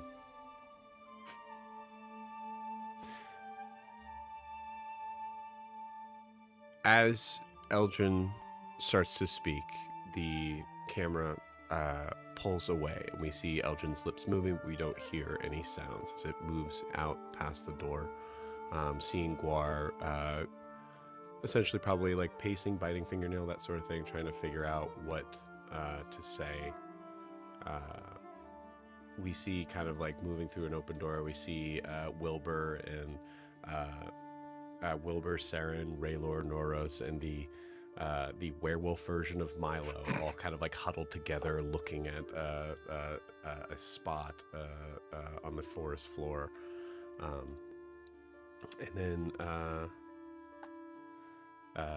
we move to upstairs to Brumhilda as she pulls out a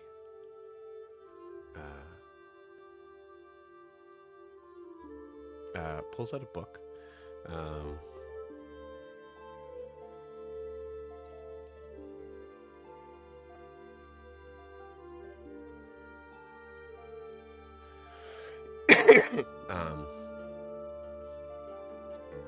Pulls out a book and sits on her bed, moving through pages as you see her. Then close it for a second, stare out the window, most likely seeing you all. And that's when we kind of zoom in on the title, as we see a book that is called The Simulacrum Paradox. And with that, we will end tonight's session. We'll see you all next week.